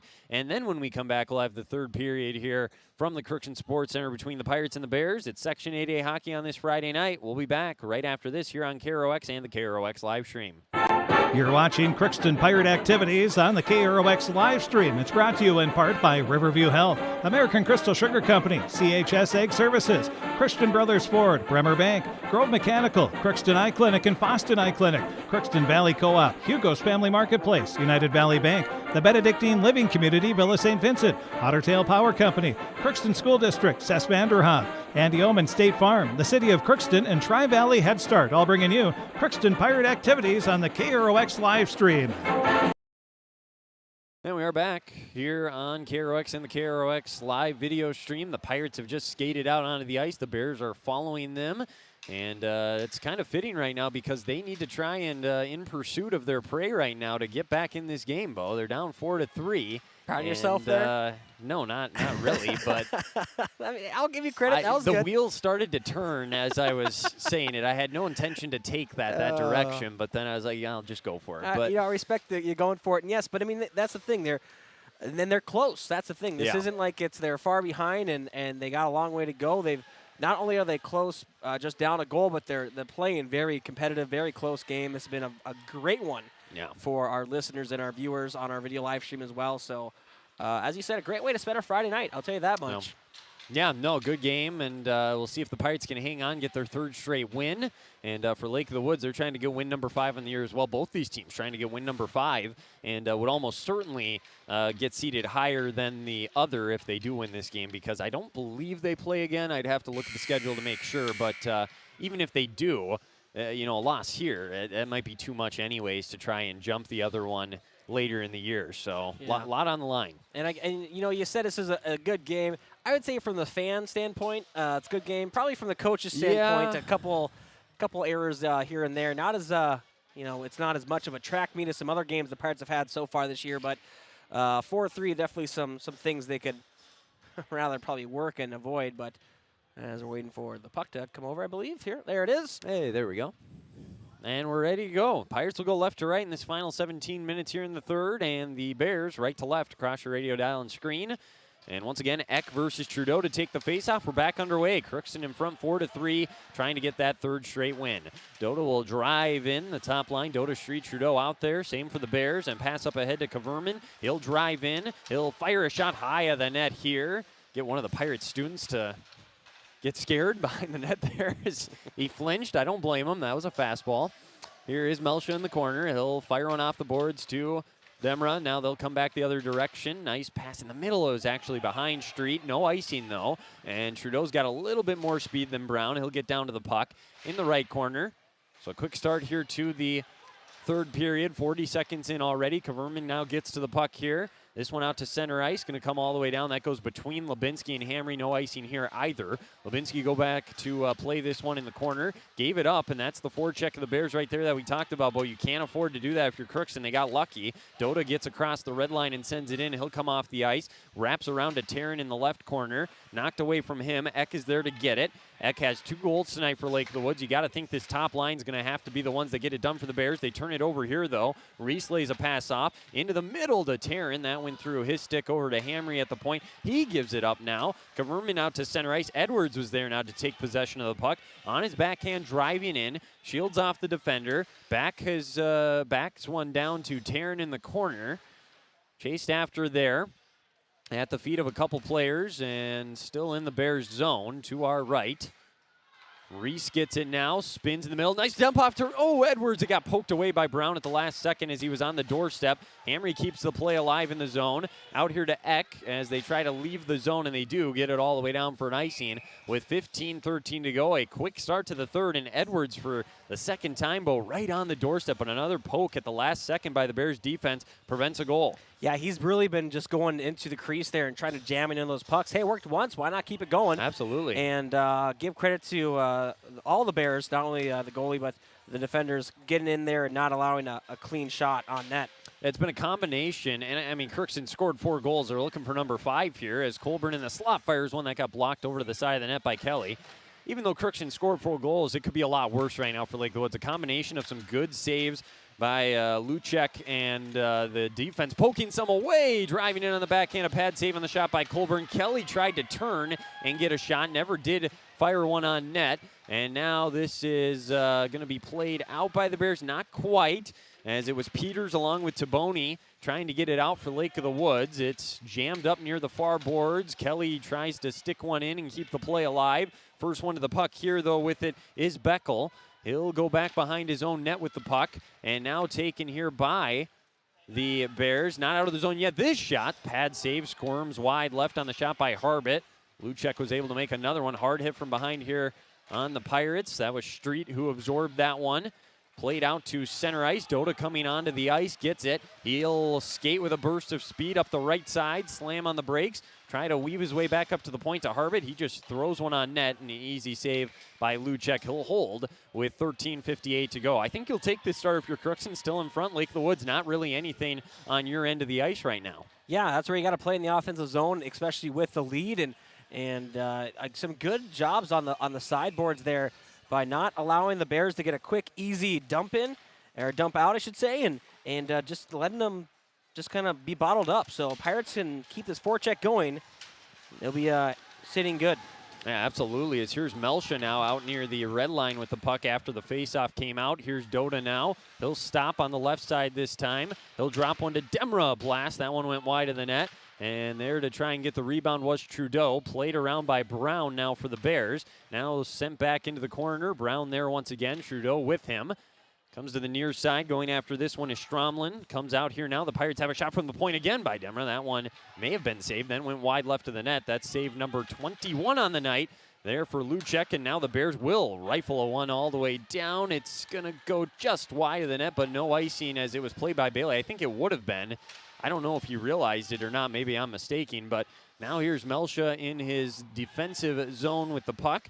He'll spin back to the left, pass to Demra. Long outlet pass here, tipped by the Bears, so this is going to be an onside play. Taryn moves in, Pirates change up. Bears get 1 or 2 skaters on the ice as well. In the right corner of the Bears zone now. They'll loft one off the glass. Not out as Hamry was there. This puck deflects over to the left corner. Taryn skates in after it and gets to it. Again, a lot of good pressure from the second and third lines for Crookston in this game as well. That's been a big storyline. But now a chance Kaverman is moving in on the left, one-on-one with Lubinski. Gets to the middle, puts a shot on net. Got absolutely crushed by Edwards. The save was made by Bailey. The Bears keep it in the zone. What a hit by Edwards, laying the boom there. And now Hamry has it. Puck bouncing around. They can't get out of the zone. And now Hamry gets it back. Turnover. Shot here. Deflects wide of the net there on a try there from Taboni. Now wraps around Bailey to the other side. Lubinski chasing after it here along with Randy Wood. Wood had a goal here earlier for the Bears. Crookston gets possession. They'll send one up ahead. That's going to be an icing. Edwards was at the Bears' blue line, but he had no chance to get to that puck. And the Pirates will give the Bears an offensive zone faceoff with 12:03 to go in the hockey game. Well, it's the first offensive zone for the Bears all period. Draw. Yeah, exactly. So give the Pirates credit there. They just got to make sure to win this faceoff and get out of their own zone. Don't want to get bottled up here and get any momentum to the Bears being down a goal there. Definitely seem to be trying to press in the offensive zone, but they haven't had anything quite yet. Like you said, the forecheck for the Bears, a big storyline in this game is they got a shot on net right away on the faceoff win. Bailey made the save. But they haven't really had a chance to set it up yet in this period because they haven't had the puck down here much. This one goes on net from the corner. Bailey again covers it up. And we'll get another draw coming here with 11:50 to go now. So 4-3, Pirates in front. They're out shooting the Bears 25-17. Face-off right circle this time after getting tied up. Colburn carries out of the zone. Kelly smacks one down into the right corner. This will be icing, though. He sent too much on it. So a little bit of a stall here. A lot of whistles, more offensive zone face-offs for the Bears now. Crookston has done a great job of staying out of the box tonight, too. The only time they did get called for a penalty, the Bears also had one, so they were coinciding and didn't result in a power play. So I'm sure that's been something Coach Hardy's been really preaching to the boys throughout the season. Another glove save by Bailey here on a quick shot from Eck. And now he's starting to get peppered a little bit more. This is where you got to be careful if you're Crookston. Sure, it hasn't hurt you yet, but it can at any given moment if you can't get the puck out of your zone. And now they do get a face-off, and Dota, nice little drag with the stick. He'll come across center ice, get down into the Bears' territory, and stop here. It's kept in. Here's Trudeau, 2-on-1. He's going to drive. Then a backhander, they score. That was too easy, and Carter Trudeau gives the Pirates a 5-3 lead. And there's a little bit of argument from the Bears bench and their captain Eck because they thought the play was offsides. I had it onsides the whole time, Bo. I don't know about you, and Crookston's going to go up 5-3 regardless. I know it was something that I was following Dota there with the puck, so I thought, on the corner of my eye, I thought it might have been close. I mean, I couldn't see it anything blatant, I guess, but I mean, definitely a closer play that Lake of the Woods had enough to gripe about. Looks like there's going to be a penalty on the play. Well, that's a tough break there for Crookston. It's like a roughing call. So now they'll go to the box. I guess the announcer jinx strikes again. Jackson Demmer's going to skate off for a rough at 11:18 here to go in the third. They do have a 2-goal lead now is the good news at least. That one again from Carter Trudeau, and it is Carter Trudeau from Jack Dota, 5:35 in the period, and it makes it 5-3 Pirates in front. So Demmer skates off. Time of that penalty was 5:42. The Bears' first power play of the night, a roughing call on Demra. And now the Pirates do a good job sending this one all the way down. The kill has been much improved for Crookston the last few games. This week especially has been just superb. And on the year in total here, they might even have a shorthanded chance here. They have gotten it all the way down to opponents having a success rate at just 38%. It was well above 50 at one point. Dota driving in, going for the shorthander. Save made. They cut off that post. Nice save made there by Luchek. And now this is going to be icing on Lake of the Woods. They're out of sorts here. 36 seconds gone off already in this power play. Yeah, Dota had a good job. Actually, I don't think it was Dota. It was another Pirate defender there. Had a good job getting their stick in the passing lane for the Bears trying to break out of their own zone, which allowed Dota to get the puck and get down there and just get a shot on net. And, again, just kind of get the Bears a little flustered, make them feel a little pressure, and they just ice it. So Pirates looking good. And now face-off here, won by Lake of the Woods as Edwards was taking it for Crookston. Back comes Kaverman, now back across his own blue line. He'll get poked away at the last second, picked his pocket. Nice job by Trudeau. Edwards will skate into the zone with it. He got tied up and lost it, but that's okay. They take a lot more time off this power play for Lake of the Woods once again. On Crookston, they've even been threatening for a shorthander. We said they've given up 9 shorthanders this year, but they've scored 5 shorthanders themselves, so they are certainly capable of doing it. It's lots of miscommunication and just struggle right now for Lake of the Woods. They give the puck up again. Lubinski will rifle it out here to Edwards, up to Trudeau. He'll get over to the left. I thought maybe he was just going to try and drive the net. Now he goes 1-on-2, gets to his forehand. His shot got blocked, never got in on net. He'll have to get back now. 38 seconds on the power play. Here they come into the zone. Wood will fire a shot. That's where he scored his first goal from. This time, though, Bailey makes the save, doesn't give up a rebound. And 33 seconds left on the power play here. Well, you need your goalie to be your best penalty killer. That's a pretty common phrase that in hockey. And the big thing right there was just not allowing that rebound, just swallowing that puck. Good position allows you to control your rebounds a little better as well. This shot got blocked, never got through. Dota able to pick up the loose puck across the blue line, across center ice, skating with speed. He's going to drive the net, try to get one in with his forehand, sticked away, tries to split a couple defenders, loses the puck. It's over in the corner now, killing precious seconds off this Bears power play, though. And now they try to just throw it in front. Oh, my goodness. Unable to jam it home. Very close was Nathan Kelly. 2-on-2 back the other way for Lake of the Woods. 5 on the power play. Wood trying to drive in. Lost the puck. The penalty expires. Demra onto the ice immediately. Takes a hit there as the puck was right in front of him. Dota gets it. He's going to toe drag to his backhand, driving the net. Another save made there by Luchek. And now we officially get back to even strength hockey, I guess, where the two teams are back to 5-on-5, and a shot here saved by Bailey. Puck loose at the center part of the Pirates zone, and still not out of the zone yet. Melchel will skate back and get it behind Bailey. We're under 9 minutes to go. He'll start back up ahead. Pass here to Taryn. Taryn will loft one on the stick of Edwards, moving in on a breakaway to the backhand. A pad save by Luchek yet again, keeping the hopes of the Bears comeback alive with several good saves here in the third. And now the Bears will exit their zone with the puck, re-sparing down defensively here on Lake of the Woods is Dylan Govier. Now it comes down to the Pirates zone. Pass up ahead. They're immediately out of the zone. Hard hit right in front of us. Here's Taryn. He loses the puck as he had it knocked away. Another hard hit. And now eventually Stromlin had it, lost it. Taryn will skate in after it. We got 8:10 to go in the game now. Pass out to center ice. Lubinski tried to backhand it to Hamry. Intercepted by Stromlin. He'll dump it in. And I think he wants to come off the ice. He's a little tired. I thought he was maybe going to chase after it. Did not. Now here's Hamry under 8 minutes to go. Across his own blue line, across center ice. Time winding down here for Lake of the Woods. Trudeau driving the net. Gets it back. Looking for a centering pass behind the net now. Taking it away from him was Wyatt Brown. And now the puck still loose over in the corner after Brown lost it. And that was going to be a high stick on Crookston. And now it's back to a free game as Lake of the Woods touched it next. And they send it all the way down for an icing with 7:36 to go here in the third. Yeah, give credit to Luchek again. I mean, yes, the Pirates have scored 5 goals, but it could be easily close to 8-9-3 right now if he doesn't make those great pad saves. A lot of breakaways, a lot of defensive breakdowns for the Bears. Pirates using their speed to take advantage of it between Dota, Trudeau. I think Kelly has got a couple. I mean, like a lot of Pirates getting behind the defense. Luchek being up to most of the saves.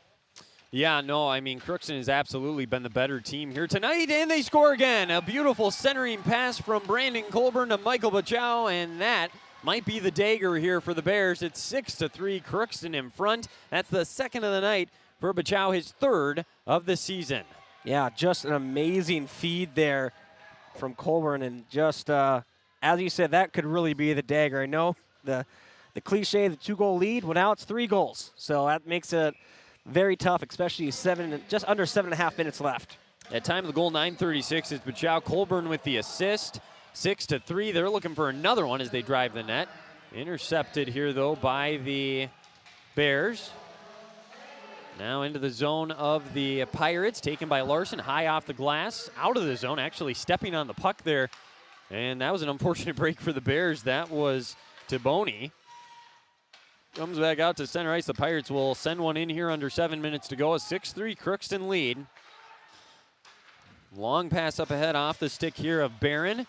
He was trying to drive in, lost the puck. Street to Dota. Dota moving in, wanted to fire a shot. Decided he'd just dump it in. Trudeau gets to it. Street there now. Under 6:40 to go. Back to Trudeau. Centering pass to Dota. Rifles a shot. It's popped up into the air after the glove saved the loose puck. Eventually comes to Lake of the Woods. A lot of contact in front of the net. And the goaltender actually went down, Luchek, as did a couple of other players, but they're all okay back on their feet. The play came down to the Pirates zone, but right back come Crookston with it, not allowing Lake of the Woods to really get a shot on goal or anything. Trudeau was trying to weave his way to the net, could not. Puck loose now out near center ice, taken it back by Eck. Eck trying to do it himself, driving in. They might have got away with a hold on his stick there. It looked like Melsha kind of tied him up there. Now Dota trying to go back the other direction, lost the puck. Dumped in by the Bears. They'll chase after it under 6 minutes to go. Lake of the Woods running out of time here. Here's Melsha behind Bailey, up to Dota. Dota pass to Trudeau, and they exit the zone, no problem. Trudeau trying to drive towards the net, stops. Crookston changing up, does a nice job getting it in deep. Taryn cutting towards the net. He'll try to center and pass now as he got behind the net. Could not get it to Reese. Reese will backhand one here out to the point to Lubinsky. Lubinsky will fire a shot wide of the net. It'll bounce and come over to Hamry. Hamry keeps it alive. 5:25 to go. Out in front. That one goes to the other side of the boards. Reese, again, first one of the puck. Pirates getting to all the loose pucks right now. The bounce is in front and eventually taken by Edwards here after that shot from the point got near the crease. Once again now chasing after it is Brown and Taryn, and the Pirates again win that race. Tip it back out to Edwards. What a job here in Lake of the Woods. They're just gassed right now. It's been a long shift for these guys on the ice. We have 5 minutes to go. Taken here now to try and get it out is Randy Wood. And now he'll weave back the other direction. And does get it out of the zone. Pass to Kaverman. It goes off of his stick down. No icing though. And Hamry will go back, take a hard hit into the boards. Now, Lake of the Woods needs something to go their way here pretty quick. Out near center ice, pass back to Government, and he'll drive in. He'll absorb a hit, drop a Pirate player to his feet, or to his knees, and now here is Edwards across the blue line. He'll dump it in after getting across the red line. They'll get a change, 4:25 to go. Puck loose, taken by Kelly, out in front of chance, rallying to the backhand, but what a save with the glove by Luchek as Colburn was driving in, and that's an example right there, Bo, of how this could be a much worse score than just 6-3, but what a save. I honestly don't know how he made that save. Don't either. He was going the opposite way, just kind of stuck his hand out there, and yeah, he is. He's made some amazing saves with his pads and with his gloves now. I mean, he is just having a great, well, I shouldn't say great game. He's having some great saves, though. He is. I mean, there's a couple you'd want to have back, and yeah. I get it. You don't want to say great game, but it's not like he's played a bad game by any means. I mean, yes. His teammates have held him out to dry a little bit at times tonight. We got 4 minutes to go. It's back in the Pirate zone. Harbett's going to go back and get it here. Spin the other way. Ooh, loses an edge, but does a nice job of getting a pass up to Colburn, and they get out of the zone with it. Well, the forecheck for Lake of the Woods in the third has been non-existent. Again, they haven't even had a chance to really set it up much. It's just been all Crookston in this third period. One of the better periods we've seen them play here at the Crookston Sports Center all year. This team is definitely trending in the right direction before the section tournament. Assuming they hang on to win this game tonight, it'll be their third straight win in a row. And they'll have a chance to go for 4 tomorrow against International Falls. Dota will send a pass in. This is going to be knocked away by the goaltender Luchek in the corner. 3:18 to go. And now trying to center one out in front. The net almost came dislodged, but that was knocked away. That was Shockman out there, Ashton Shockman. Taboni trying to skate back in. A hard collision here. Drops Lucas Miller to the ground as that was Dillian Govier who knocked him down. 3 minutes to go now. Pass back here on the right side out near the blue line. Played by Taboni. Nowhere to go with the puck, though, so he'll just dump it down to the Pirates zone. Melsha's going to get there first with 2:48 left, and up to Miller at center ice. They'll send it in front of the Pirates bench the other way. Demra able to get to the puck. Crookston just melting and bleeding this clock off right now. And now Miller's actually going to drive in. Miller had a chance for an empty net goal against Mayville Portland and just missed it just by a hair. So he would love to get his first goal here on the season tonight. Getting some time here late in the third. 2:20 to go. The Bears get it down into the Pirate zone. Near the side of the net, Bailey will cover it up with his glove with 2:17 left, and we'll get a face-off in the Pirate zone. Got to be really impressed with the way Crookston has handled themselves here tonight, Bo. Every time Lake of the Woods threw something their way, they have responded very, very well. Well, a big thing, too, right now, the past about 3-4 minutes, they haven't done anything to really shoot themselves in the foot. No big mistakes, no even whistles. They've been doing a good job maintaining the puck possession into the zone, carrying in to avoid any icings. Just some solid play right now, up 3 goals. I think you could probably say that throughout the majority of the third period as well. I mean, you had the one penalty by Jackson Demmer, but besides that, you know, it's been a flawless period. And even during the power play, it's not like Lake of the Woods had any real chances to score. This save made by Bailey. He'll dump it off to Taryn, who will skate back the other way with 1:50 to go. Just trying to put the finishing touches on this one in front 6-3. Hamry trying to skate in. He doesn't get any further than the blue line, taken by Charlie Eck. Eck looking for the hat trick. Driving up the right side, lost the puck. Taryn gets to it for Crookston. Along the far boards, wanted to dump a pass off here, and we're going to get a whistle. And another roughing call. Yeah, well, and it's interesting because it looked like the stick was caught in between the shoulder and the arm of the Pirate player, and he's trying to say, hey, he's grabbing my stick. What do you want me to do? And that's exactly what he's saying. It's the second time you've called it, he just said, as he went off the ice. So it's the same exact call that we saw earlier in the game. Yeah, and that's the thing, too. I mean, that's kind of a, as you'd say in the NHL, a veteran move to kind of hold down on that to cause the penalty. I don't know why it's called a roughing. If anything, it should be a hook. But that's anyway. But either way, Pirates will go back on the power play, and unless they score, they'll finish on a power play here. Yeah, one way or another, it's going to be a good way to end the night for Crookston. 1:25 left. And now Edwards keeping the play alive in the zone. Does Crookston have one more in store here before this one's all said and done? Takes a hard hit. He'll try to center one on the stick there of Dalton DeLude, who's out there now. The senior getting an opportunity here. Popped up into the air. Oh, my goodness. Coming out of the crease to try and glove it was Luchek. I have no idea.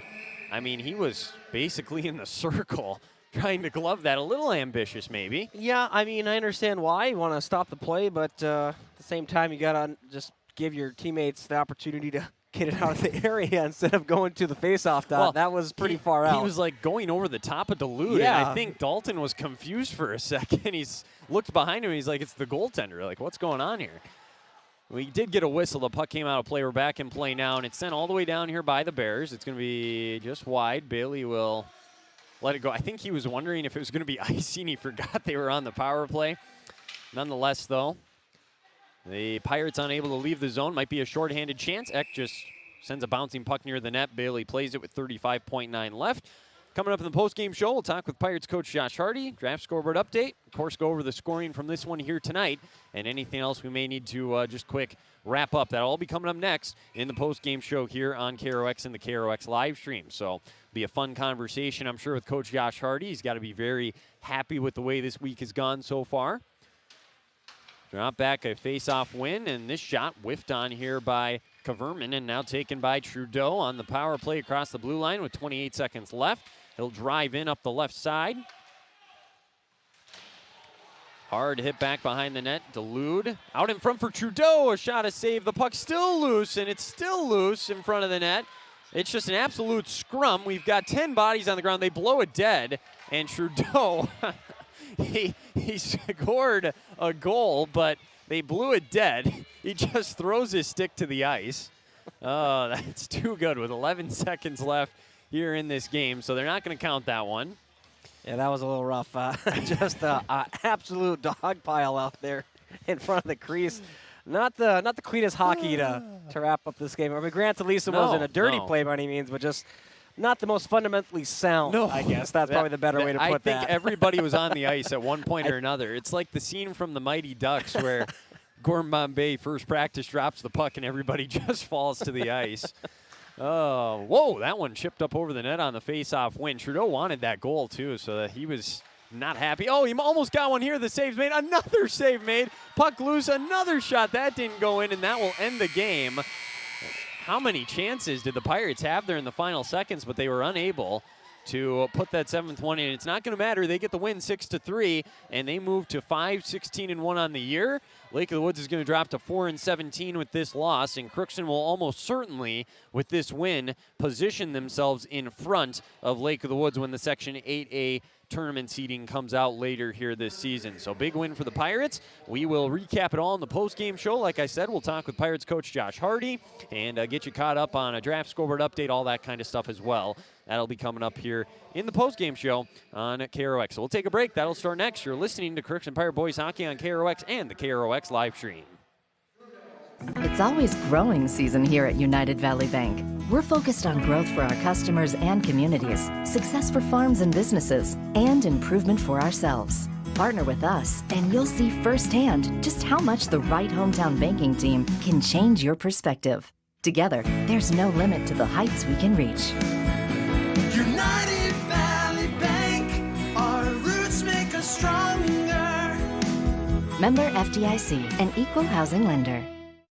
Harvest is more than the act of reaping what you've sown. It's the culmination of months of hard effort, along with a few weeks of working 24/7 to bring the crop in. At Sesvanderhof, we're continuously working to develop sugar beet varieties that thrive despite the pressures from disease and the challenges of nature, so that you can end each harvest on a high note. Because sharing the pride of success starts with sharing the passion to achieve it. Sesvanderhof, a passion that grows. Tri-Valley Head Start Child and Family Programs offers child-centered, family-focused services in a community-based setting. The program provides health, nutrition, dental, mental health, family services, and parent engagement opportunities. Available for income-eligible children birth to 5 years old, as well as children with special needs, at-risk children, and families and pregnant women. Tri-Valley Head Start Child and Family Programs has centers in East Grand Forks, Grafton, Ada, and Crookston. For more information, visit tvoc.org.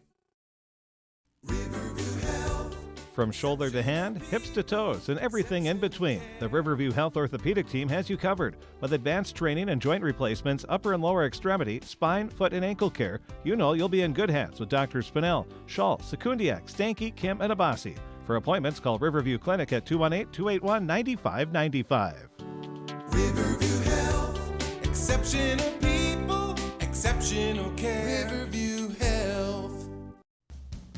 Grove Mechanical in Crookston wants to help you make the air in your home absolutely perfect with reliable, award-winning Lennox products. Ask them about available rebates from your local utilities. Stop in today at Grove Mechanical. Give them a call, 218-281-3863, or you can visit them at grovemech.com. For great products, big savings, and perfect air, think Grove Mechanical in Crookston. They are your hometown heating and cooling professionals. You can make a sweet life right here in the Red River Valley with a career at American Crystal Sugar Company. Our shift schedule offers 14 days off per month, which gives you time for family, friends, the great outdoors, and everything else you enjoy about small town living. Entry-level positions are available, and pay starts around $18 per hour. Apply today at crystalsugar.com and share in our sweet success. Crookston Sports Center as we start the post-game show here on KROX and the KROX live stream. I'm Merrill Bohm, Melby. 6-3 the final score. The Pirates get the win. 2 third-period goals allows them to win this one 6-3. They led pretty much the whole way here tonight. Lake of the Woods, they tied the game 3 separate times, but they never officially led this game. Crookston was in control. Gaten Edwards scored right away at the 1:16 mark of the first. That was an unassisted goal, his second of the year. That gave the Pirates a 1-0 lead. Randy Wood would respond at the 7:38 mark, and an unassisted goal as well. That made it 1-1, and then at the 10:20 mark, we had another unassisted goal. Michael Bachow, his second of the year. That made it a 2-1 Pirates lead. Like I said, Lake of the Woods, they would tie this game several times. Charlie Eck would score his first of 2 goals on the night at the 11:22 mark of the first. Jordan Kaverman got the assist on that one. At 13:48, the Pirates reclaimed the lead. Jack Dota's 25th of the year, assisted by Carter Trudeau, and that gave the Pirates a 3-2 lead heading into the second period. Lake of the Woods would tie it, score their last goal of the night at the 5:09 mark of the middle frame. That made it 3-3. Charlie Eck, his second of the night. Brandon Colburn, his fourth goal of the year, would come on the power play, just the 11th power play goal of the season for Crookston. That was at the 15:46 mark of the second period. And that really turned the momentum in the Pirates' favor and gave them the lead heading into the third. Ryan Street would get an assist on that goal.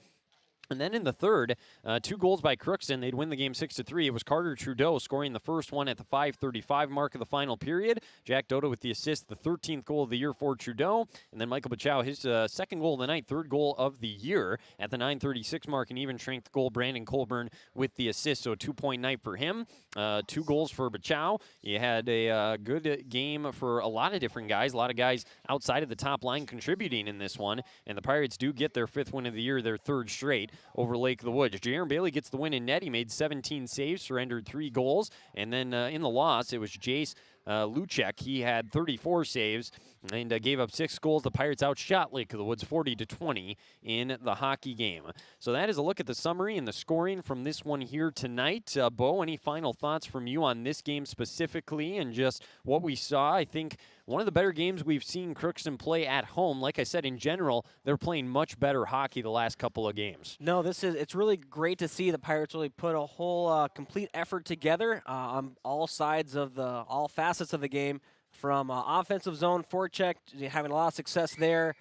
Defensively, not getting bottled up too much in their own zone, and also having a good job again with their defense on rushes against. They're having good gaps and good sticks to really prevent any high danger shots. Their transition in between the zones pretty solid. Not as many miscommunications and just errant passes. And just some depth scoring as well. I mean, it was really great to see some second and third line get some points, and it's nice that you don't have to worry saying, oh, let's say Doda or so and so is out, so we need this bottom line, these bottom couple lines to step up. Nope, they just did, and just a full team performance there. Bailey great in that. Yeah, just overall a very good, well-rounded game, and it's a good time of year to start playing like this. Tell you that much. Latter part of the season, and before you know it, sections will be headed our way. So if they can keep this up, they'll be looking a lot better than, let's say, they were earlier in this year. So. Yeah, no, they are playing a lot better hockey, and honestly, I've said it all year, they're better than their record indicates, because think about how many one-goal losses they've had. They had a tie in overtime. They've lost 3 games in overtime this year, and if they played some of the teams that they played earlier this year, I'd think it might go a little differently this time around. So they've been a very solid team all season, and like I said, this win should position them in front of Lake of the Woods for Section 8A seeding purposes later on here this month, but time will tell soon enough with that. We'll take a break. Just starting the postgame show. When we come back, we'll hear from Coach Josh Hardy at some point. We'll give you a draft scoreboard update and let you know anything else you may need to know on this Friday night. You're listening to Crookston Pirate Boys Hockey in the postgame show, both on KROX and the KROX live stream, and we'll continue right after this. For all of your automotive service needs, call Christian Brothers Ford here in Crookston. We have a service team to handle all of your vehicle's needs. Does your vehicle pull to the right or left? Call and schedule an alignment today. Proper alignment saves gas and wear on your tires. We're here to take care of your vehicle repairs and maintenance. Call Christopher or Jersey in the service department at 281-1338. Make an appointment today with the service department at Christian Brothers Ford of Crookston, where we make it easy. Crookston Valley Cooperative in Crookston is your full-service local agronomy dealer, delivering the products and services that you've come to expect. Crookston Valley Cooperative specializes in seed, chemical, and fertilizers that you need to keep your farm operation growing. For expert advice you can rely on, give Sean and Mike a call at 281-1178 today, or stop by at Crookston Valley Cooperative, located at 1122 Fairfax Avenue in Crookston. That's 281-1178. Crookston Valley Co-op, here to keep you growing. This is my farm. Don't come out here and tell me what I need. I need solutions that work and market options that are worth my time. Small town support that sees the bigger picture. A global network that empowers us. A co-op that's there for us every day. Hello, this is Lindsay Erdman, Executive Director at Benedictine Living Community Crookston. Over the years, we have seized the opportunity to make changes and improve the services that we offer. Healthcare has taken on a very distinct evolution, focusing on post-acute, short stay, and return to home. It is our privilege to continue to serve our community with continuum of care ranging from assisted living, memory care, post-acute, short stay, and extended care. We are so grateful for the support of Crookston and the surrounding communities. Please know how very proud Benedictine Living Community of Crookston is to serve our community. From early morning to the last thing before bed, light powers your day. And every time you turn on a light, it's a chance to save. Choose LED bulbs. You'll use 75% less energy, and because they last so long, you may never have to change them again. Whether it's bright light for the bathroom or a soft, warm touch in the family room, LEDs do it all. See how Otter Tail Power Company can help you save at otpco.com/LED. LED lighting, the smart way to light your life. Society, winning has come to mean everything. If winning comes at the expense of good sportsmanship, everyone loses. Nothing is gained in the long run. Good sportsmanship is the result of a disciplined effort to respect yourself, your opponents, and contest officials. Remember, good sports are winners no matter the score. This reminder is brought to you by the Minnesota State High School League.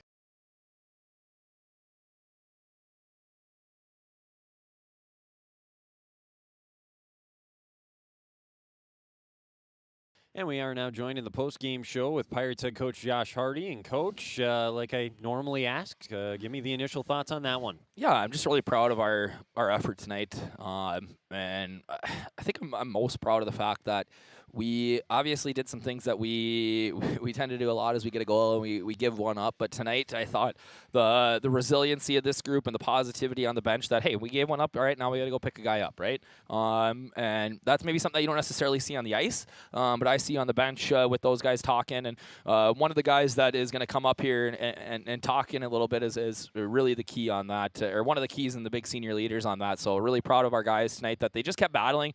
We had tons of opportunities in the second period. I said in the break that, hey, we could have been up 4 or 5 goals here. And credit to their goalie, the Luchek kid. He played awesome. Yeah. He robbed us a couple of times, made some really nice saves. He had Jack's number tonight. Jack really couldn't get anything in the back of the net. Had a ton of good opportunities, but the kid stayed squared, made some really nice saves, and did a nice job. So I was impressed with that. I was really impressed with how hard Lake of the Woods worked. They battled us every step of the way, and they played really well in the transition game. We struggled a little bit to handle that in the first period, but as the game went on, I thought we did a better job. We had opportunities to score. We just couldn't quite get there, and then, we get to the third period, pop a couple, and gets a 6-3 win.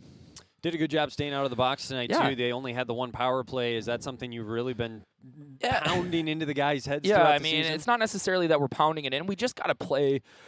I think it really comes down to, like I said at the beginning, that emotional aspect of it. Sometimes when we get a little fired up, we take a penalty that we don't need to, and we get frustrated, and we make some stick work happen. So, we've been winning games the last couple of times here, and because of that, we haven't been taking as many penalties, and I think there's probably a correlation there. So, it's good for us to – I thought our penalty kill looked good tonight. We had a couple of good opportunities to score there.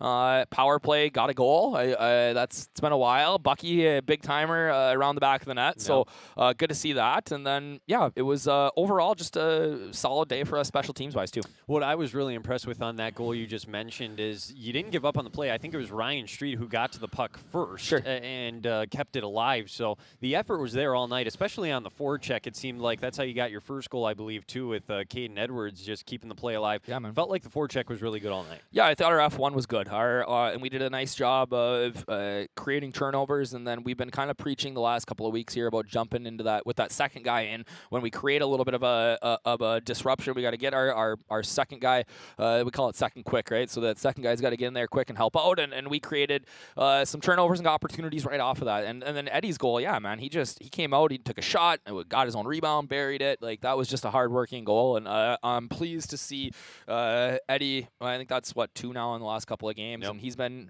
snake bit. So a really good player who works his tail off, and another guy who's been kind of that leader emotionally for us the last couple of games.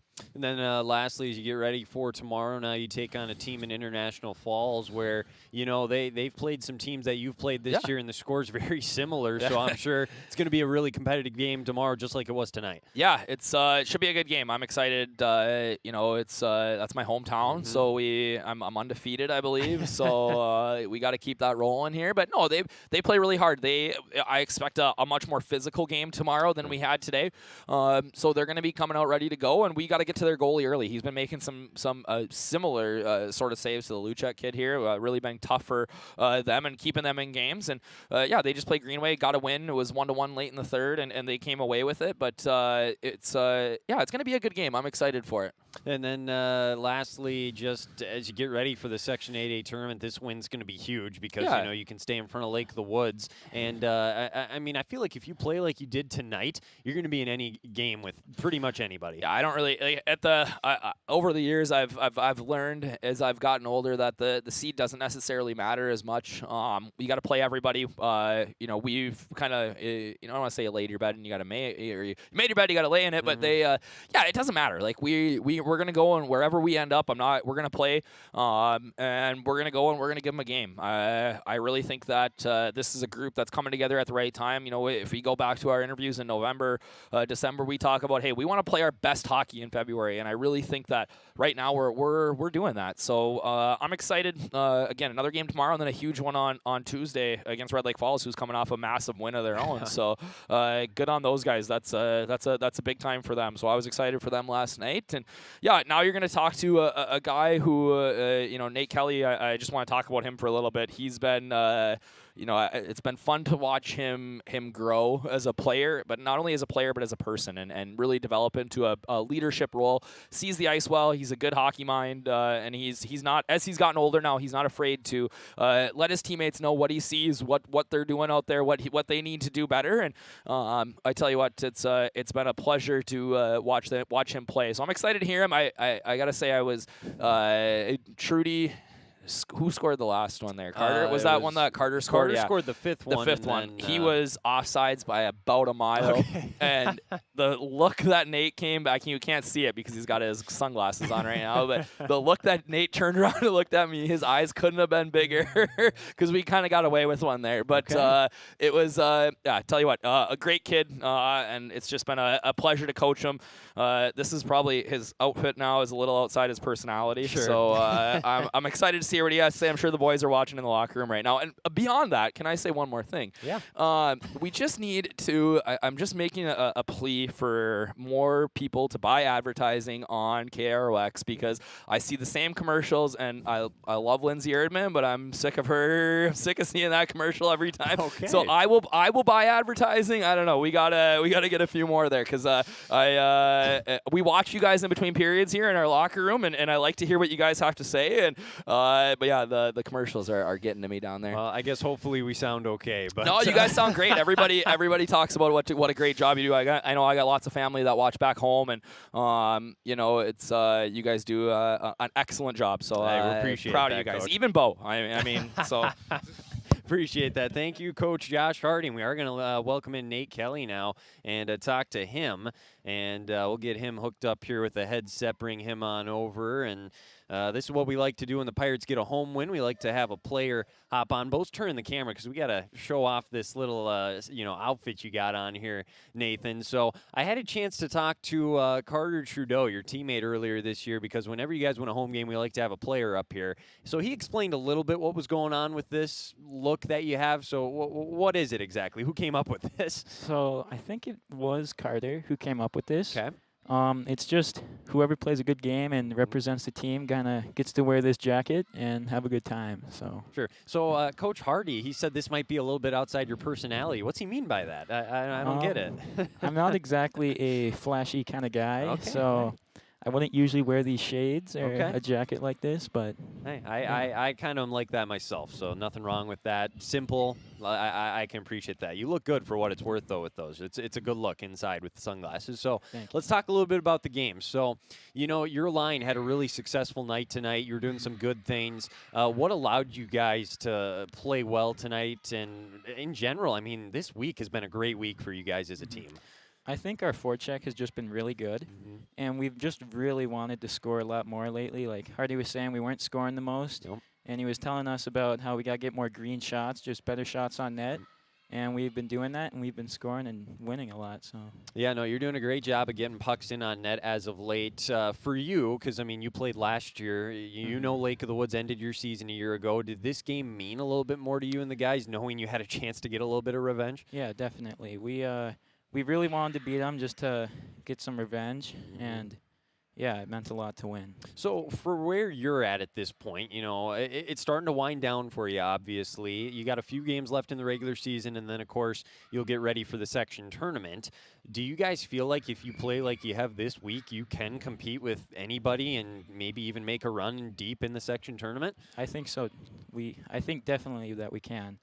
We've been playing really well, and we weren't playing the best earlier in the season, and we lost some close games. So how we've been playing lately, we can definitely beat those teams. Sure. Last question I have for you. You get a win like this, obviously. You throw on the jacket because, you know, you had a good game, all that kind of stuff, glasses. But when you go home tonight, how do you celebrate a win like this? I mean, you got to go to snack, food, anything you like to do? I like to get some candy, but then after that, I'm going to the Snowfest dance tonight. Oh, so I forgot that's tonight. It's Snowfest week, isn't it? How about that? So that makes sense. So that's a good way. But, yeah, you guys will be back here tomorrow. Looking forward to watching you guys play. But congrats on the win. Good talking to you, and best of luck the rest of the season, Nate. Thank you. Squirrels. That's Nathan Kelly joining us here on the postgame show. Appreciate his time as they get the win tonight by a score of 6-3. And he gets to rock the jacket and the sunglasses, and that's something they started this year. Pretty cool. I like it. I'm on board for that. And, yeah, that's, I got to say, with him and then Coach Hardy and all the things he had to say, one of the more interesting post-game interview sequences we've had in the last 2 years, I guess I would say. You agree with that, Bo? Yeah, I think Melby Trophies might have to buy some advertising, I guess. Jeez, I don't know. Wow. Hey, I'm not going to say anything about that. If he wants to direct that to who's in charge of the advertisements, that's fine. I'm just kind of here. So appreciate his comments, though, and thoughts on that. So we'll take one last break, 60-second break. When we come back, we'll give you our draft scoreboard update and wrap things up here from the Crookston Sports Center. You are listening to the postgame show of Crookston Pirate Boys Hockey here on KROX and the KROX live stream. All of us love sports, but not all sports are created equal. College sports have big budgets, dedicated alumni networks, and corporate sponsorships. Professional sports have even deeper pockets, millionaire owners, lucrative TV and radio deals, and merchandise sales. High school sports have you. Everyone agrees high school sports give us plenty of reasons to cheer. And now's a great time for us to give back. Supporting your hometown high school won't cost you much, but it will go a long way to ensuring the games we love the most are here to stay. Minnesota High School Sports. They're good for our kids, good for our community, and best of all, they're good for you. This message presented by the Minnesota State High School League and the Minnesota Interscholastic Activities Administrators Association. And we're back here from the Crookston Sports Center as we take a look at our Draft Sports Bar and Grill scoreboard update brought to you by Draft Sports Bar and Grill in Crookston. And again, believe it or not, you still have 40 minutes for rib night. Normally we hop on Bone at 7 o'clock or 7:30 start time, and by the time we get off, the special is done for the night. But worked out well on a Friday night to come watch a game, maybe head on over there and get dinner now, huh? And get some cheese curds. And get some cheese curds. Keep on just you love the pushing cheese those. curds. Hey, I don't blame you. They're very good, but you really do got to try and get an endorsement deal or something. With NIL these days, and all the money that comes in, I feel like you could work something out there. But yeah, I'll try. Anyways, tomorrow night, by the way, we'll go through the weekend specials for them, too. They got prime rib night tomorrow, and then build your own mac and cheese on Sunday as well. Let's take a look at our scoreboard here for this Friday night. Just this one Pirate event going on here this evening. Crookston got the win over Lake of the Woods boys hockey 6-3. The Gophers, they're up on Wisconsin after 2 periods 3-0 as they continue to have a really, really good season. So we'll see if that ends in a national championship. Keep our fingers crossed. I would hope so. You know, that's what everybody's hoping for, because when was was the last time. 2002, 2003. Yeah, so, I mean, we're the state of hockey, and they're always good. Yeah. They're always good, but it's been a while for a national championship. It's been a minute, and besides, I'm not going to hold my breath on any professional teams winning a championship. Well, yeah. So I mean, outside of the Minnesota Lynx winning, Yeah. we haven't had a college or professional team win a national championship like Minnesota affiliated. Because Like St. Cloud State, I feel yeah. like they've done it somewhat recent. Not to get down this Well, rabbit hole, Duluth but has a couple times. and Anyway, Duluth has as well. So but I mean, it's for like the major sports, football, Exactly. basketball, hockey, you know, and It's all been that, a but while. So Anyway, hopefully they can get it done. UMC basketball, they fell to Minnesota State Moorhead 85-77. A couple of girls basketball scores so far. Goodrich Grigla, they beat Clearbrook Gonvick 70-33. And in overtime, Wadena Deer Creek, they beat Pillager 62-59. Boys basketball, again, we had an early start here tonight, and the game went pretty quick, so not a lot of final scores yet.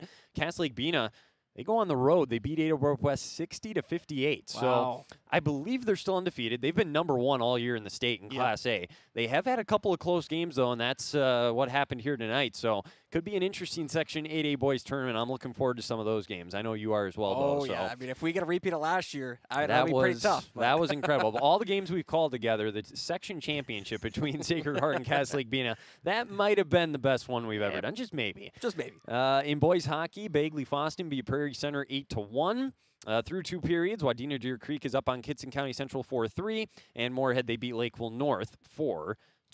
That's a look at all the scores we have so far. We will have all the scores. We have stats, pictures, scoring from this game here on our website. Coaches' comments will be coming soon. We'll share that on social media as well. And then, like I said, with all the games around the northwest part of the state, we'll have all the final scores on our website at KROXAM.com. But that'll pretty much do it here from the Sports Center on this Friday night. Special thanks again to all the sponsors, and that includes Lindsay Erdman, even though Coach Hardy, I guess, is sick of seeing that advertisement. But you can't do it without all of our generous sponsors, donors, and everybody that just supports Crookston High School athletics and the area athletics. It allows us to broadcast the games and do what we do, so we have a ton of fun with that, and I can't do it without them. So shout out to all of them. And especially for the streaming as well, because it is on our YouTube page. It's free, and there are some other schools or businesses that will charge for streams. So we want to keep it free, which we can do that through our sponsors. So you can really thank them for allowing to have this having this available for you. And as Chris always says, patronize their businesses. Oh, exactly. Too. Head on in and lots of good stuff, regardless of who it is that's advertising with us. If it's a restaurant, if it's a business, a store, whatever it may be, it's all good stuff and everything's local, which is the other great part about small-time radio like this. It's just, it's good stuff. So, so big thanks to all of them. Thanks to everybody that listened or watched. Hope you enjoyed it. Hope you have a good rest of your Friday night. Of course, 3 different Pirate events going on tomorrow, including the Section 8A semifinals of girls hockey. Pirates will take on Thief River Falls. Bo will be on camera for that game up in War Road. Frank Fee with the call. 5:45 the pregame show, and 6:30 will be the drop of the puck. Approximately 6:30, I should say. That's going to be here on KROX and the KROX live stream as well. We'll have girls basketball just on the radio tomorrow, and then boys hockey back here at the Sports Center against International Falls. We will have that on just the stream. For Bo Melby, this is Weimerl signing off. Have a great night, everybody. This is